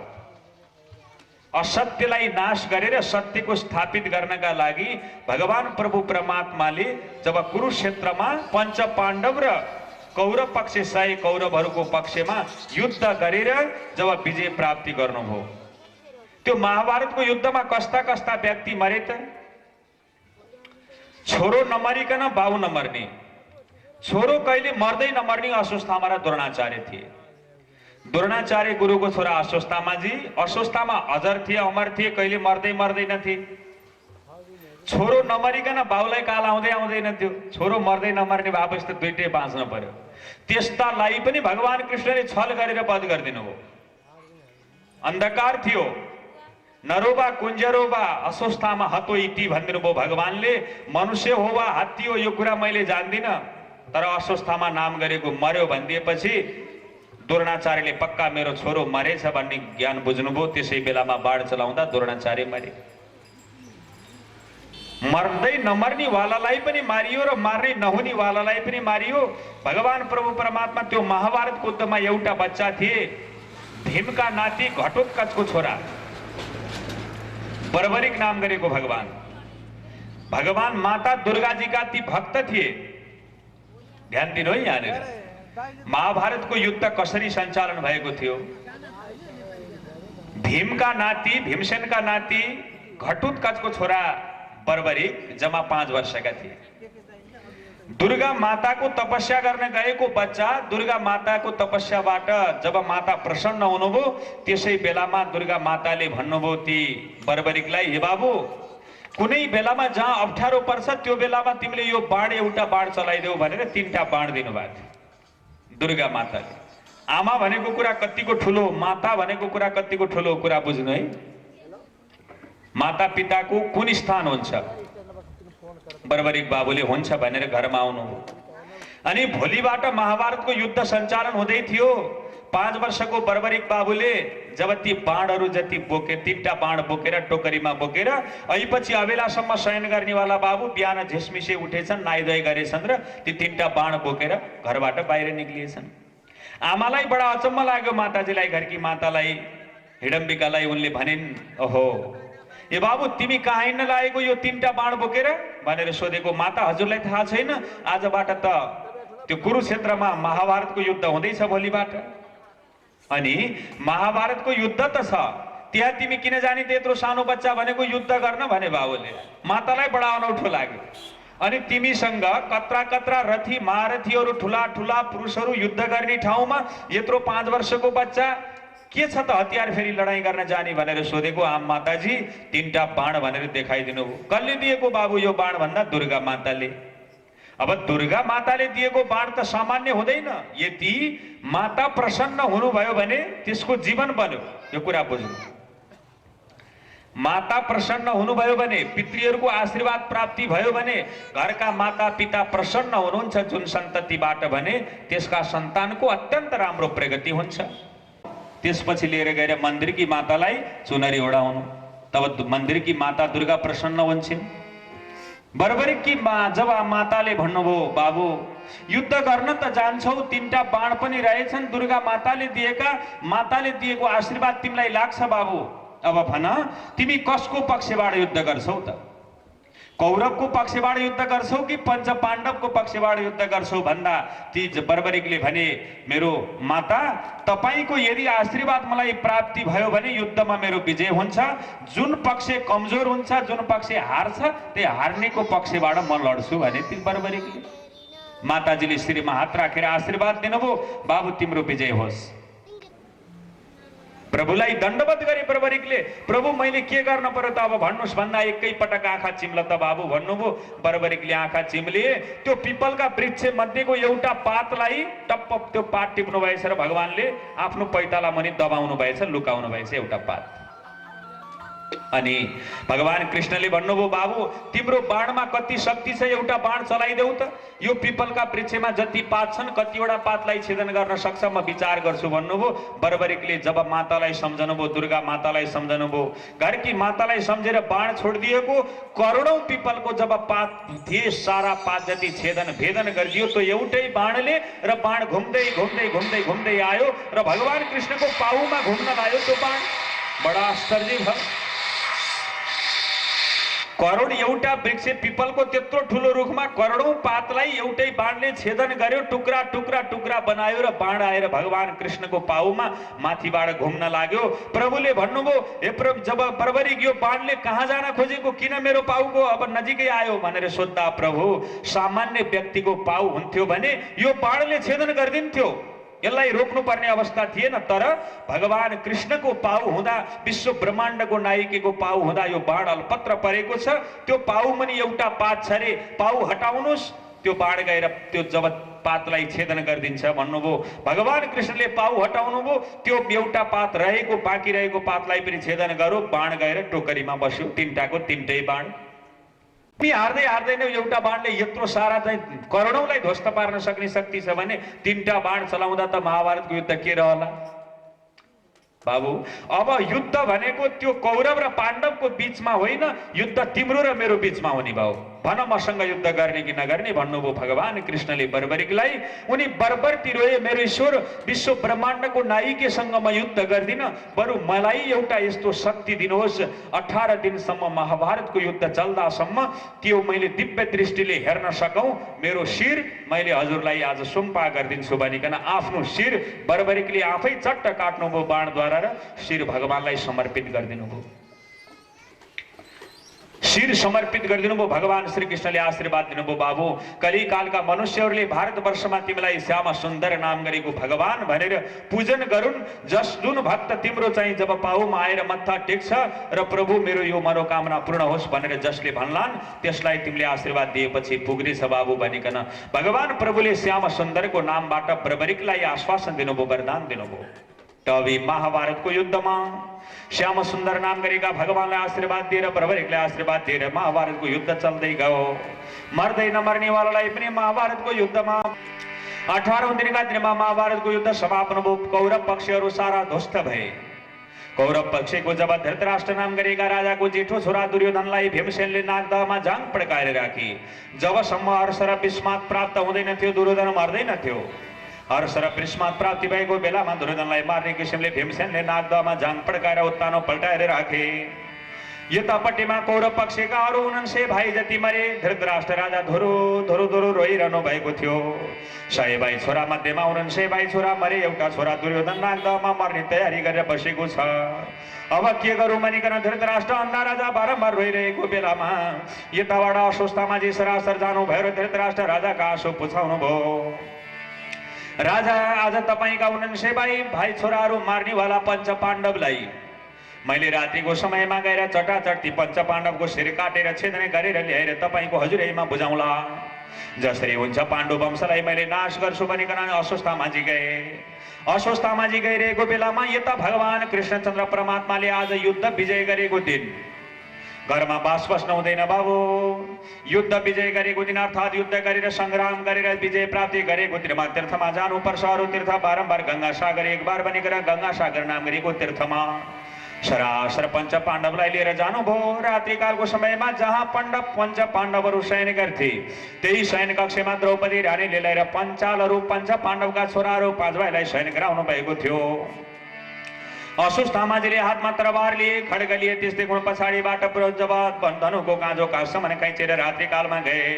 जहाँ पञ्च पाण्डवहरू शयन गरेका थिए त्यसै स्थानमा गएर पञ्च पाण्डवलाई वध गर्छु भनिकन चटाचट ज्ञान पनाए सरकाँटी देखुनबाट रेटेर पञ्च पाण्डव बनेर मारेको पाञ्चाल रहेछन्। अन्धकारको समयमा पञ्च पाञ्चालहरूको शिर लिएर गए। धृतराष्ट्र राजाको हजुरैमा बुझाए। धृतराष्ट्र राजा, तपाईँका जब पञ्च पाण्डव भाइहरूलाई वध गरे, भाइका छोराहरूलाई म वध गरेर ल्याएको छु, हेर्नुहोस् शिर भनिकन शिर बुझाउनु भयो। धृतराष्ट्र राजा अन्धा राजाले यसो छामेको, बाबु अशान्त असाध्य कोमल शरीर भएका शिरहरू छन् नि त। पञ्च पाण्डवका त लामा लामा दारी झुङ्गा हुनुपर्ने, लामा लामा दाँत हुनुपर्ने, छाला चाउरी परेको हुनुपर्ने, असाध्य मुलायम छाला छ बाबु। पञ्च पाण्डव बनेर पाञ्चाललाई त वध गरेनौ भनिकन धृतराष्ट्र राजाले भनेको बेला सुस्तामाले आँखा खोल्नुभयो। हेर्दा त पाञ्चाल रहेछन्। धृतराष्ट्र राजाले भन्नुहुन्छ, बाबु अस्वस्थामा तिमीले त आततायी कर्म गर्यौ। घरमा कसैका बालबच्चालाई विष पाएर मारियो भने आततायी कर्म हुन्छ। माता पितालाई थाहा नदिकन बच्चालाई वध गर्यो भने त्यहाँ आततायी कर्म हुन्छ। जीव हत्या गरेको ठाउँमा आततायी कर्म हुन्छ। घरमा आगो लगाएर कसैलाई मार्यो भनेदेखिबाट आततायी कर्म हुन्छ। बिना प्रयोजन विष खुवाएर कसैलाई मार्यो भने आततायी कर्म हुन्छ। तसर्थ यो आततायी कर्म किन गर्यो? यी पाञ्चाल बच्चाले बिचरा हाम्रो के बिगारेका थिए? पञ्च पाण्डवलाई वध गर्नुपर्ने ठाउँमा पाञ्चाललाई किन वध गर्यौ त भनिकन सोधेको बेला अस्वस्थामाजीले भन्नुहुन्छ, प्रभु त्यो बच्चालाई यदि जीवित जन्माउन सकिएन, बच्चालाई गर्भैमा वध गरियो भने सारा पाण्डु वंश नाशै भएर जानेछ। पाण्डुको वंश नाश भएपछि सारा सम्पत्ति जति धृतराष्ट्र राजा तपाईँको हुनेछ भनिकन आज अस्वस्थामाजीले धृतराष्ट्र राजालाई बताउनु भयो। र उनी अस्वस्थामाजीले आज 6वटा बाण जुत्ती 8वटा बाण जुत्तीको ब्रह्मास्त्र छोड्नु भयो। ब्रह्मास्त्र गएर जब उत्तराको गर्भमा रहेको बच्चालाई मार्ने तयारी गर्यो। अस्वस्थामाले छोडेको बाण गएर उत्तराको गर्भमा आततायी कर्म गर्न लागिसकेपछि बारम्बार कुन्ती दिदी सुभद्रा मैया उत्तरा सबैले भगवान प्रभु परमात्माको तुति बिन्ती गर्नुभयो। आज आएर जब कपिल मुनिको आश्रम गङ्गा सागर धाममा गएका पञ्च पाण्डवहरू फर्केर आएपछि पाञ्चाललाई वध गर्नेवाला को रहेछन् भनिकन अर्जुनजीले पाइलो नाप्नुभयो। अस्वस्थामाले हाम्रा 5 भाइ छोरा वध गरेछन्, त्यसलाई मार्छु भनिकन गएर पाउमा समाएको बेला आचार्य गुरुकी पत्नी गौतमीलाई पनि यही किसिमको जब आपत पर्ला। अस्वस्थामाजीलाई नमार्नुहोस्, दयाको खानीको जब प्रगाड गर्नुभयो। आफ्नो छोरा स्वयं 5 भाइ छोरालाई मार्नेवालालाई पनि नमार्नुहोस् भन्नेवाला दयाको खानी त्रिजामाले छोडेको बाण आएर बाणले मार्ने भयो। लौन भगवान आएर रक्षा गर्नुहोस् भनिकन बारम्बारसँग उत्तराले आज बिन्ती गर्नुभयो। भुइँमा झरन प्रभु, भुइँमा झरन, भुइँमा झरन हरि। ए पञ्च पाण्डव मध्येको जेठो युधिष्ठिर मेरो दादा, आज भगवान प्रभु परमात्मा यहाँ हुनुहुन्न। एक दिन दुर्वासा नाम गरेका ऋषिले 1000 जना शिष्य लिएर मध्याह्न कालको समयमा द्रौपदी रानीको पतिव्रता धर्मलाई नाश गराउन जानुभयो। 1000 जना शिष्यगणलाई लिएर सरासर दुर्वासा ऋषि जानु भएछ। दुर्वासा ऋषि गएर मध्याह्न कालको समय थियो। द्रौपदी रानी भित्र हुनुहुन्थ्यो। द्रौपदी बाहिर आउनुभयो। दुर्वासाको चाहिँ हस्ते अर्घ मुखे आचम्यजलले सेवा गर्नुभयो। प्रभु आसन लगाउनु भयो, बस्नुहोस्। भोजन के बनाऊ भनेको दुर्वासा ऋषिले भन्नुभयो, मेरा 1000 जना शिष्य छन्, यी शिष्यहरूलाई तिमीले भोजन बनाएर बस द्रौपदी। हामी त्रिकाली सन्ध्या गर्ने बारे छ, तिनको 3 पटक स्नान गरेर भजन कीर्तन मनन गर्छौं, गंगाको तटमा जान्छौं हामी भनेर जानुभयो। हस् हजुर, म खाना तयारी गर्छु भनेर द्रौपदीले पठाइदिनु भयो उनीहरूलाई। हरि ओम हरि शरण कृष्ण शरण, हरि ओम हरि शरण कृष्ण शरण। बारम्बार द्रौपदी मैयाले आज देवकीले दिएको खानालाई छोडेर दगुर्दै दगुर्दै भगवान आउनुभयो। द्रौपदी रानी भित्र हुनुहुन्थ्यो, बाहिरबाट द्रौपदी भनेर चिच्याउनु भयो। भित्रबाट द्रौपदी बाहिर निक्लिन् अनि सन्चो बिसन्चो हस्तियार्ग मुखे आचुन्यम सर्वाङ्गी स्नानमले पूजा गर्न लागेकी थिइन् द्रौपदीले भगवान कृष्णलाई। प्रभुले भन्नुभयो अहिले पूजा आजा केही चाहिएन हे द्रौपदी, सन्चो बिसन्चाको कुरा पछि गरौँला, मलाई असाध्य भोक लागेको छ, खाना ल्याऊ भन्नुभयो भगवान कृष्णले। प्रभु तपाईलाई के खाना टकारू? 1000 जना शिष्य लिएर आएका छन्, दुर्वासा नाम गरेका ऋषि। उनका शिष्यगणलाई इज्जत बचाउनको निमित्तमा खाना बनाउन नसकेर पो हजुरलाई कल्पना गरे सम्झेको मैले। अब हजुरलाई मैले के खाना देऊ? द्रौपदीलाई भगवान कृष्णले भन्नुहुन्छ, द्रौपदी मेरो भक्तले खाने बेलामा श्री कृष्ण अर्पणमस्तु भनेर नचढाइकन, तुलसी पत्र नछोडिकन खायो भनेर मैले विश्वासै गर्दिन। कुनै अवस्थामा मैले विश्वास नगर्ने भएको कारणले गर्दा कहाँ राखेकी छौ मेरो नामको खाना ल्याऊ भन्नुभयो दुर्वासा। जब द्रौपदी नाम गरेकी रानीलाई भगवान कृष्णले बारम्बारसँग भन्दै हुनुहुन्थ्यो, द्रौपदी नाम गरेकी रानी आत्तिन्, आज त प्रभु मैले खाना बनाएर खाइसकेको, प्रभुलाई सम्झन भुलेछु, कहाँ छ र प्रभु? केही छैन मेरो घरमा अन्न अनाज भनिकन द्रौपदी भित्र गएकी थिइन्। भगवान कृष्णले लाज गराइदिनु भयो, लज्जा लगाइदिनु भयो। जाऊ जहाँ छ त्यो मेरो भागमा बचेको खाना ल्याऊ भन्नुभयो। द्रौपदी आफैले मारेको ताउलीलाई जब उठाउन जाँदाखेरि त्यो ताउलीमा एउटा क्षेत्र परेको सागको तान्द्रोको टुक्रो रहेछ। भगवानलाई यो जुठो तान्द्रो कसरी दिउँ? द्रौपदी बडो अचम्म मान्दै थिइन्। द्रौपदी किन तिमी लजाएकी छौ? के खाना बचेको छ त्यो मलाई ल्याऊ भनिकन भगवान कृष्णचन्द्र परमात्माले भन्नुभयो। द्रौपदी रानी सरासर गएर त्यही सागको तान्द्रो दिनुभयो। भगवानले मुखमा लिनुभयो र सागको तान्द्रो चपाएर खानुभयो। त्यसै बेलामा भगवान प्रभुले भन्नुहुन्छ, शाकन्न शिष्टमुपभोज यतस्त्रलोके त्रेतात्ममस्त शरीरे विनिमग्न सङ्ग। हे द्रौपदी, आज तिमीले सागको तान्द्रो मलाई दिएको कारणले गर्दा मैले यो सागको तान्द्रो खाएँ, म तृप्ति भएँ। म मात्र तृप्ति होइन, स्वर्ग मर्त्य पाताल तीनै लोकका मनुष्यहरू सारा प्राणीहरू जति 24 घण्टाको निमित्तमा तृप्ति हुन्। कसैका गलामा मुखबाट तलतिर एक थोपा पानी नजाओस् भनिदिनु भयो भगवान। सबलाई तृप्ति गराइदिनु भयो। दुर्वासा नाम गरेका ऋषिका 1000 जना शिष्य गएर स्नान गरे, जल तर्पण गरे। अब जल आचमन गर्नु पर्यो भनिकन यो ब्रह्म तीर्थबाट ओम केशवाय नमः, माधवाय नमः, नारायणाय नमः भनेर जल आचमन गर्न लागेको त घाँटीबाट तलतिर जलै जाँदैन, डकार आउन थालो, अगाएको आवाज भयो। यो अगायो ऊ अगायो ऊ अगायो, दुर्वासा ऋषि आफै अगाउनु भयो। अब यतापट्टिमा द्रौपदीले भने, प्रभु सन्चो बिसन्चाको कुरा पछि गरौँला, ती 1000 जनालाई मैले के खाना बनाऊँ भनेर बस्नु भएको थियो, किन चाहियो खाना? आज त एक पृथ्वीलाई खसालिन्छ। शङ्ख घण्ट गदा पद्मा भुइँमा फ्याँक्यो भने पृथ्वीलाई भार बढ्छ। शङ्ख घण्ट गदा पद्मा भुइँमा फ्याँक्यो भने पृथ्वीलाई भार बढ्छ। भगवानका तस्बिरहरूलाई जलाइयो भने पृथ्वीलाई भार बढ्छ। मठ मन्दिरमा गएर कसैले अपशब्द बोल्यो वा मठ मन्दिरमा गएर झाडा बान्ता गर्यो भने पृथ्वीलाई भार बढ्छ। भगवानका चित्रहरू अंकित भएका तस्बिरहरूमा बिना प्रयोजन केरमेट गर्यो भने पृथ्वीलाई भार बढ्छ। बिना प्रयोजन पुस्तकमा केरमेट गरियो, पुस्तकलाई जेत्यो भने पृथ्वीमा भार बढ्छ। चोर हमलाले दाँत माद्यो भने पृथ्वीलाई भार बढ्छ। चोर हमलाले दाँत माद्यो भने पृथ्वीलाई भार बढ्छ। एउटा खुट्टालाई अर्को खुट्टाले मिजेर मैयाल फ्याँक्यो भने पृथ्वीलाई भार बढ्छ।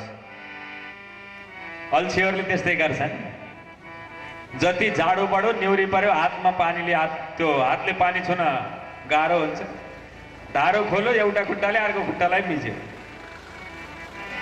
एउटा खुट्टाले अर्को खुट्टालाई मिजेर मैयाल फ्याँक्यो भने पृथ्वीलाई भार बढ्छ। मान्ने जनले दिएको फुललाई कानमा सिउरेर हिँड्यो भने पृथ्वीलाई भार बढ्छ। कानमा फुल सिउर्न हुँदैन। मान्ने जनले दिएको फुललाई उपहार स्वरूप, पुरस्कार स्वरूप या आशीर्वाद स्वरूप दिएको फुललाई कानमा सिउरेर हिँड्यो भने पृथ्वीलाई भार बढ्छ। साँझमा नरनारी घरमा बसेर रोयो भने पृथ्वीलाई भार बढ्छ। सन्ध्याकालको समयमा बिना भगवानका वाद्य वादनका बाजाहरू पाए अन्य भाँडा बर्तनहरूलाई बजाइयो भनेदेखिबाट पृथ्वीलाई भार बढ्छ। कोहीको बानी हुन्छ नि बच्चा भुलाउन भनेर थाल बजायो। सन्ध्याकालको समयमा भगवानका वाद्य वादनका बाजाहरू बाहे अन्य बाजा गाजा बजाइयो अर्थात् भाँडा बर्तन बजाइयो भने पृथ्वीलाई भार बढ्छ। बिना प्रयोजन सिधा गएको वृक्षलाई ढलाइयो भनेदेखिबाट कुनै काममा त्यसलाई पाप लाग्दैन। काम बाहेक बिना प्रयोजनको रुखलाई जब ढलाइयो भने पृथ्वीलाई भार बढ्छ।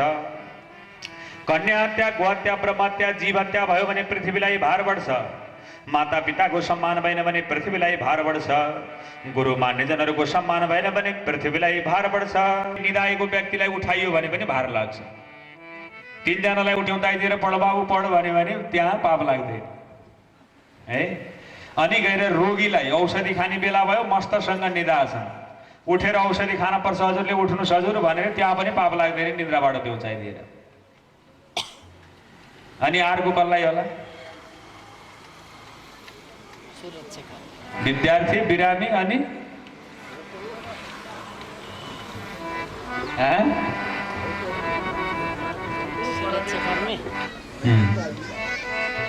अनि ड्युटी गर्नेवालालाई नियममा उठ्नुपर्ने, नियममा ड्युटी जानुपर्ने। 10 बजेर 1 मिनटमा गयो भने गयो, 2 मिनट लाग्यो भने अब्सेन्ट भइन्छ भने त जानु पर्यो। ड्युटी गर्नेवाला या कामको सिलसिलामा हिँड्नेवाला व्यक्तिलाई पनि निन्द्राबाट बेउताइदिएर पाप लाग्दैन। यदि तिनटालाई बाहेक अरूलाई बिना प्रयोजन निन्द्राबाट बेउतायो भने त्यहाँ पृथ्वीलाई भार बढ्छ। त्यो भन्यो कलिले, ओहो बाबु यस्तो पापी कलिलाई मेरो राज्यमा म बस्न दिन्न, यहाँबाट तिमी भाग भनिकन राजाले हातमा तरबार उठाउनु भयो। कलि तिमीलाई म मार्छु यहाँबाट भाग भनेको बेला कलिले बिन्ती गर्यो। राजा महाराज परीक्षित हुनुहुन्छ हजुर। राजाले भन्नुभयो मेरो आयु 60 वर्ष। मेरो आयु कति हो राजा सुन्नुहुन्छ भनेर कलिले बताओ। भन त तिम्रो आयु कति हो भनेर सोधेको। 4,32,000 वर्ष भनिदियो कलि। राजा डराउनु भयो।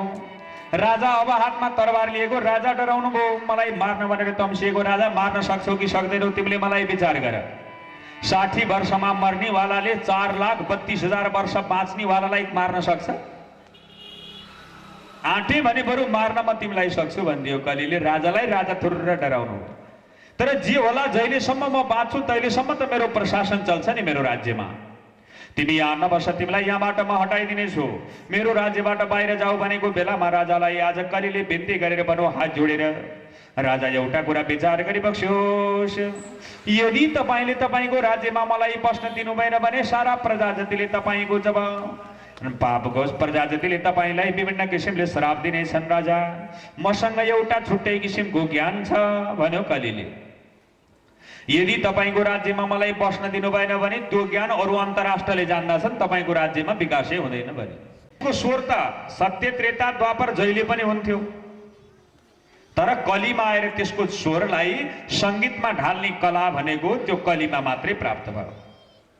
सत्य त्रेता द्वापरमा त्यो भएन। तसर्थ यो कलिमा यो तन्त्र मन्त्र र यन्त्र तीनटा ज्ञान मध्येको यन्त्रिक ज्ञानको राजा म हुँ भन्यो कलिले। यदि यन्त्रिक ज्ञान दिनेवाला राजालाई नै, त्यो ज्ञानी गुरुलाई नै तिमीले तिम्रो राज्यबाट हटाइदियो भने त अरू राष्ट्रको विकास हुन्छ, तिम्रो राज्यको विकास हुँदैन। प्रजा जतिले तिमीलाई गाली गर्लान् भनिकन जब राजाले त्यो कलिले भनेको थियो, राजाले विचार गर्नुभयो साँच्चै हो।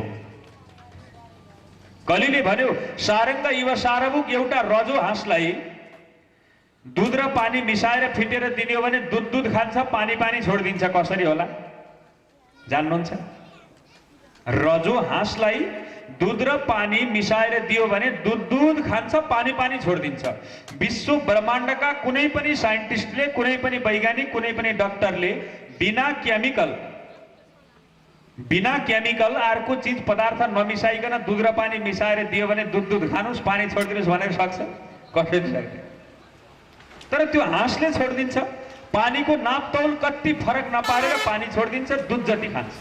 समीक नाम गरेका ऋषि गप्पा होमा विद्य बिसाउँदै छोरो श्रीकी धोरो धोरो धोरो रोएको थियो। समीक नाम गरेका ऋषि उठ्नुभयो समाधिबाट। बाबु आज यत्रो सानो गल्तीले गर्दा राजालाई यत्रो ठुलो दण्ड तिमीले किन दियौ? गद्दीमा बसेको राजालाई त्यो कार्यकाल अवधिभरि, व्यासमा बसेको पण्डितलाई कथा प्रवचनको अवधिभरि, भगवान अब म यहाँ बस्ने वाला छैन, पत्नी म त जान्छु हरिद्वार तर्फमा भनिकन महाराजा परीक्षितले भन्नुभयो। चार भाइ छोरा मध्येमा जेठो छोरा जन्मेजयलाई बोलाउनु भयो। बाबु जन्मेजय, आजबाट राज्यको बागडोरो जति तिमीलाई म सुम्पा गर्छु। धन सम्पत्ति इष्टमित्र बन्धु वर्गादि मलाई केही चाहिएन, म त हिँडे आई भनिकन हरिद्वार नाम गरेको क्षेत्रतर्फ महाराजा परीक्षित बैरागी लाएर जानुभयो। 64 हातको यज्ञ मण्डप बनाउनु भयो। हरिद्वारमा गएर पश्चिमपट्टिमा कुशको आसन लगाएर बस्नुभयो। पूर्वपट्टि फर्कनुभयो। सम्पूर्ण भगवानहरूको स्थापना भयो। सबै ऋषि मुनि महर्षिगणहरू त्यहाँ पाल्नुभयो। राजा महाराजाहरू आउनुभयो। आजको 7 दिनको दिनमा राजा महाराजा परीक्षित वैकुण्ठमा जाने रे। सर्पको डसाइबाट मरे भने राजा जब नरकमा जान्छन् रे। कसैले बताउन सकेन जम्मा 7 दिन भित्रमा के सुनेर, के श्रवण गरेर, कसको भक्ति गरेर, के दान गरेर, के जप यज्ञ गरेर कसरी मुक्ति मार्गमा वैकुण्ठमा जाने साधनाको प्रादुर्भाव हुन सक्छ प्रभु, यो कुरा कसैले बताउन नसकेको बेला आज मेरो भाइलाई सङ्कष्ट पर्यो। भाइलाई उद्धार गर्नका निमित्तमा म जानु पर्दछ भनिकन मन्दराचल पर्वतको बाटो हुँदै चिन्ता नगर, तिम्रा यी 2टा प्रश्नको उत्तर मैले दिनेछु र तिमीलाई मुक्ति मार्गमा पठाउँदछु भनिकन महाराज परीक्षितले सोधेका 2टा प्रश्नको उत्तर दिनका लागि सबभन्दा पहिला श्रीमद् भागवत महापुराण सुकदेव नाम गरेको स्वामीले महाराजा परीक्षितलाई मुक्तिमा पठाउनका लागि वाचन गर्दै हुनुहुन्छ भन्ने सम्मको कथा श्रीमद् भागवत महापुराणको प्रथम स्कन्द जम्माकन 19 अध्याय सम्मको कथा पूर्ण हुन्छ। जय बोलो राधा सर्वेश्वर भगवानको। अब द्वितीय स्कन्द सुरु हुन्छ। द्वितीय स्कन्द भनेको गोली गाँठा रूपी कथा जम्माकन 10 अध्याय। पहिलो अध्यायको कथा सुरु गर्नभन्दा अगाडि पहिला वासुदेव नाम गरेका भगवानको बारम्बार नमस्कार। ओम नमो भगवते वासुदेवाय, ओम नमो भगवते वासुदेवाय, ओम नमो भगवते वासुदेवाय, ओम नमो भगवते वासुदेवाय।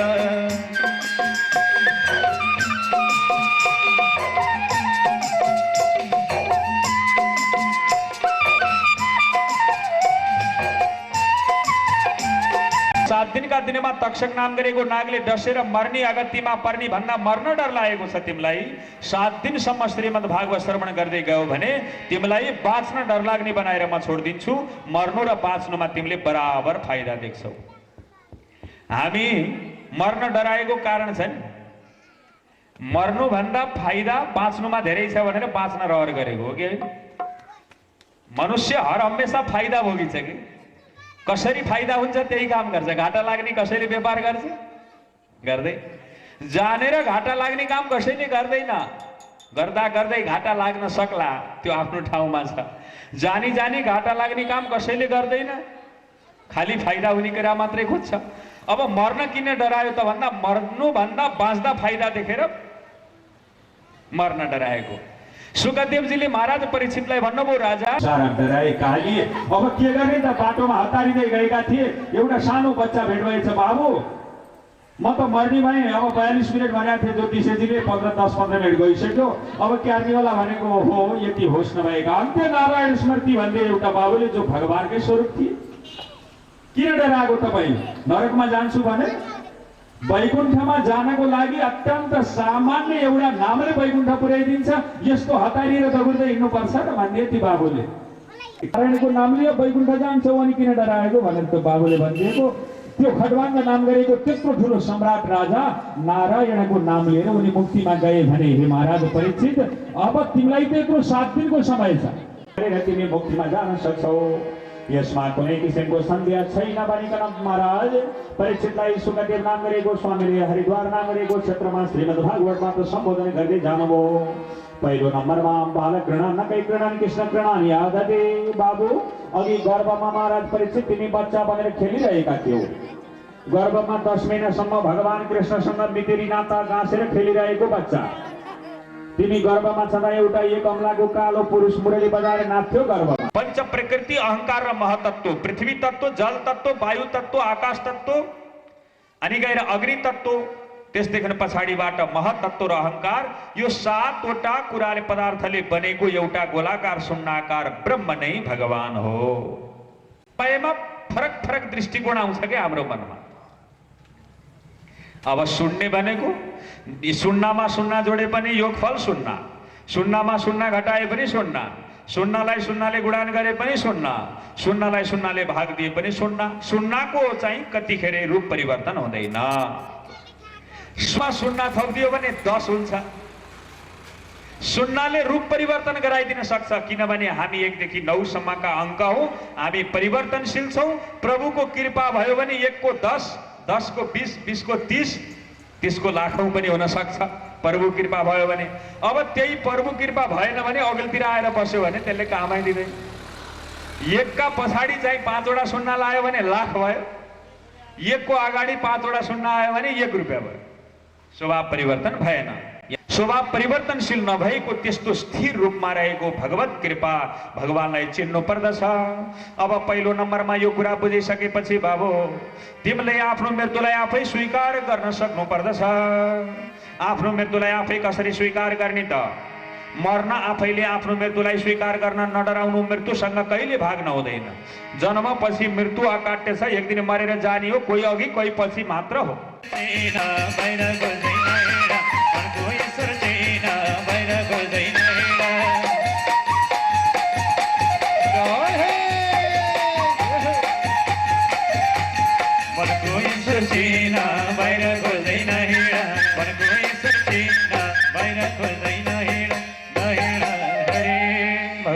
पत्र धरा पत्र पत्र गतिष्ठान्त कपिष्णि सात्वताम प्रसिद्धताम में भगवान सताम।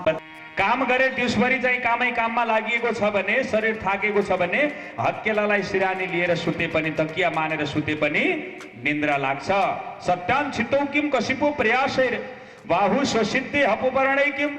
यदि काम गरिएको छैन, केही उपाय काम नगरिकन त्यसै बस्दै खाँदै गरेको भने 60,000 को जब बिस्तारा ल्याएर तयारी गरे पनि निदै लाग्दैन। यता छरपटायो उता छरपटायो, निदै लाग्दैन। कर्म गर्यो भने, थाकेको शरीर भयो भने राम्रो तकिया राम्रो बिस्तारा चाहिँदैन, हत्केलालाई सिरानी लिए पनि निद्रा लाग्छ। सत्यान जिलौ किम प्रधान पात्र। साँच्चै तिर्खा लागेको हो भने अञ्जलीमा धाराको पानी अञ्जलीमा थापेर पिए पनि तिर्खा मर्छ। तिर्खै नलागेलाई काँसको गिलासमा हजुर चाँदीको गिलासमा लगाएर दिए पनि भो भनेर फर्काइदिन्छ। तिर्खा लागेकै हो, प्यास लागेको हो भने अञ्जलीमा पानी थापेर खोलाको पानी खाए पनि जलपान गरे पनि तिर्खा मर्छ। तिर्खै लागेको छैन भने ठुलाबाट मान्छे आयो भनेर बाहिर बस्यो सोफामा, भित्रबाट चाँदीको गिलासमा पानी लिएर आयो, भो भर्खर पिएको भनिदिन्छ, फर्काइदिन्छ। के अर्थ रह्यो? तिर्खा ठुलो रहेछ। वास्तवमा प्यास ठुलो भयो भने अञ्जलीमा जल भरे पनि तर तिर्खा मेटिन्छ, नत्र त्यो चाहिँ चाँदीको गिलासले गर्नेवाला केही छैन। सत्यान जलौ किम प्रधान पात्र दिग्वत कला। रुख जतिका पनि हामी भएनौँ कि अरू कुरा छैन। रुख जतिको पनि हामी छैनौँ। त्यो रुख आफ्नो लागि कहिले बाँच्दैन। जीवनभर सधैँको रुख अर्काको निमित्तमा। परोपकाराय फलन्ति वृक्षा परोपकार। हजुरहरूको आउँछ फल्नाका घर गएको नर्सरी जमाएर यस्तो राम्रो भन्छ, हजुरको इज्जत आयो, त्यो बिरुवाको इज्जतै छैन। अब जब घरमा लगाएको आँप फल्यो, यता पसुन्छ रहेछ नि आँप। अब आँप फल्यो, फलेको बेलामा आउने भने के भन्छ, फल्नाको घर आँप फलेर कति राम्रो हो। तपाईँको इज्जत छ, त्यो आँपको इज्जतै छैन। अब आँप पाक्यो, पाकेपछि 500 दाना लागेको त्यो आँपमा 100 दाना मलाई, 100 दाना चाहिँ खस्ने, 100 दाना मात्रै तिमीहरूलाई भने पनि त मान्न पर्थ्यो नि। भन्दैन बिचरा, त्यो आँपले एउटा दानु खाँदैन। त्यो आँप वृद्ध भएर मर्दा पनि सुकेको दाउरामा परिणत गर्नु पर्यो। हामीलाई जो छ त्यसको इज्जत छैन, उसले उपभोग गर्दैन। दाउरा पनि सकेपछि खरानी होला, खरानी हुँदा पनि त्यो आँपको फेरि त्यो खरानीले पनि हामीलाई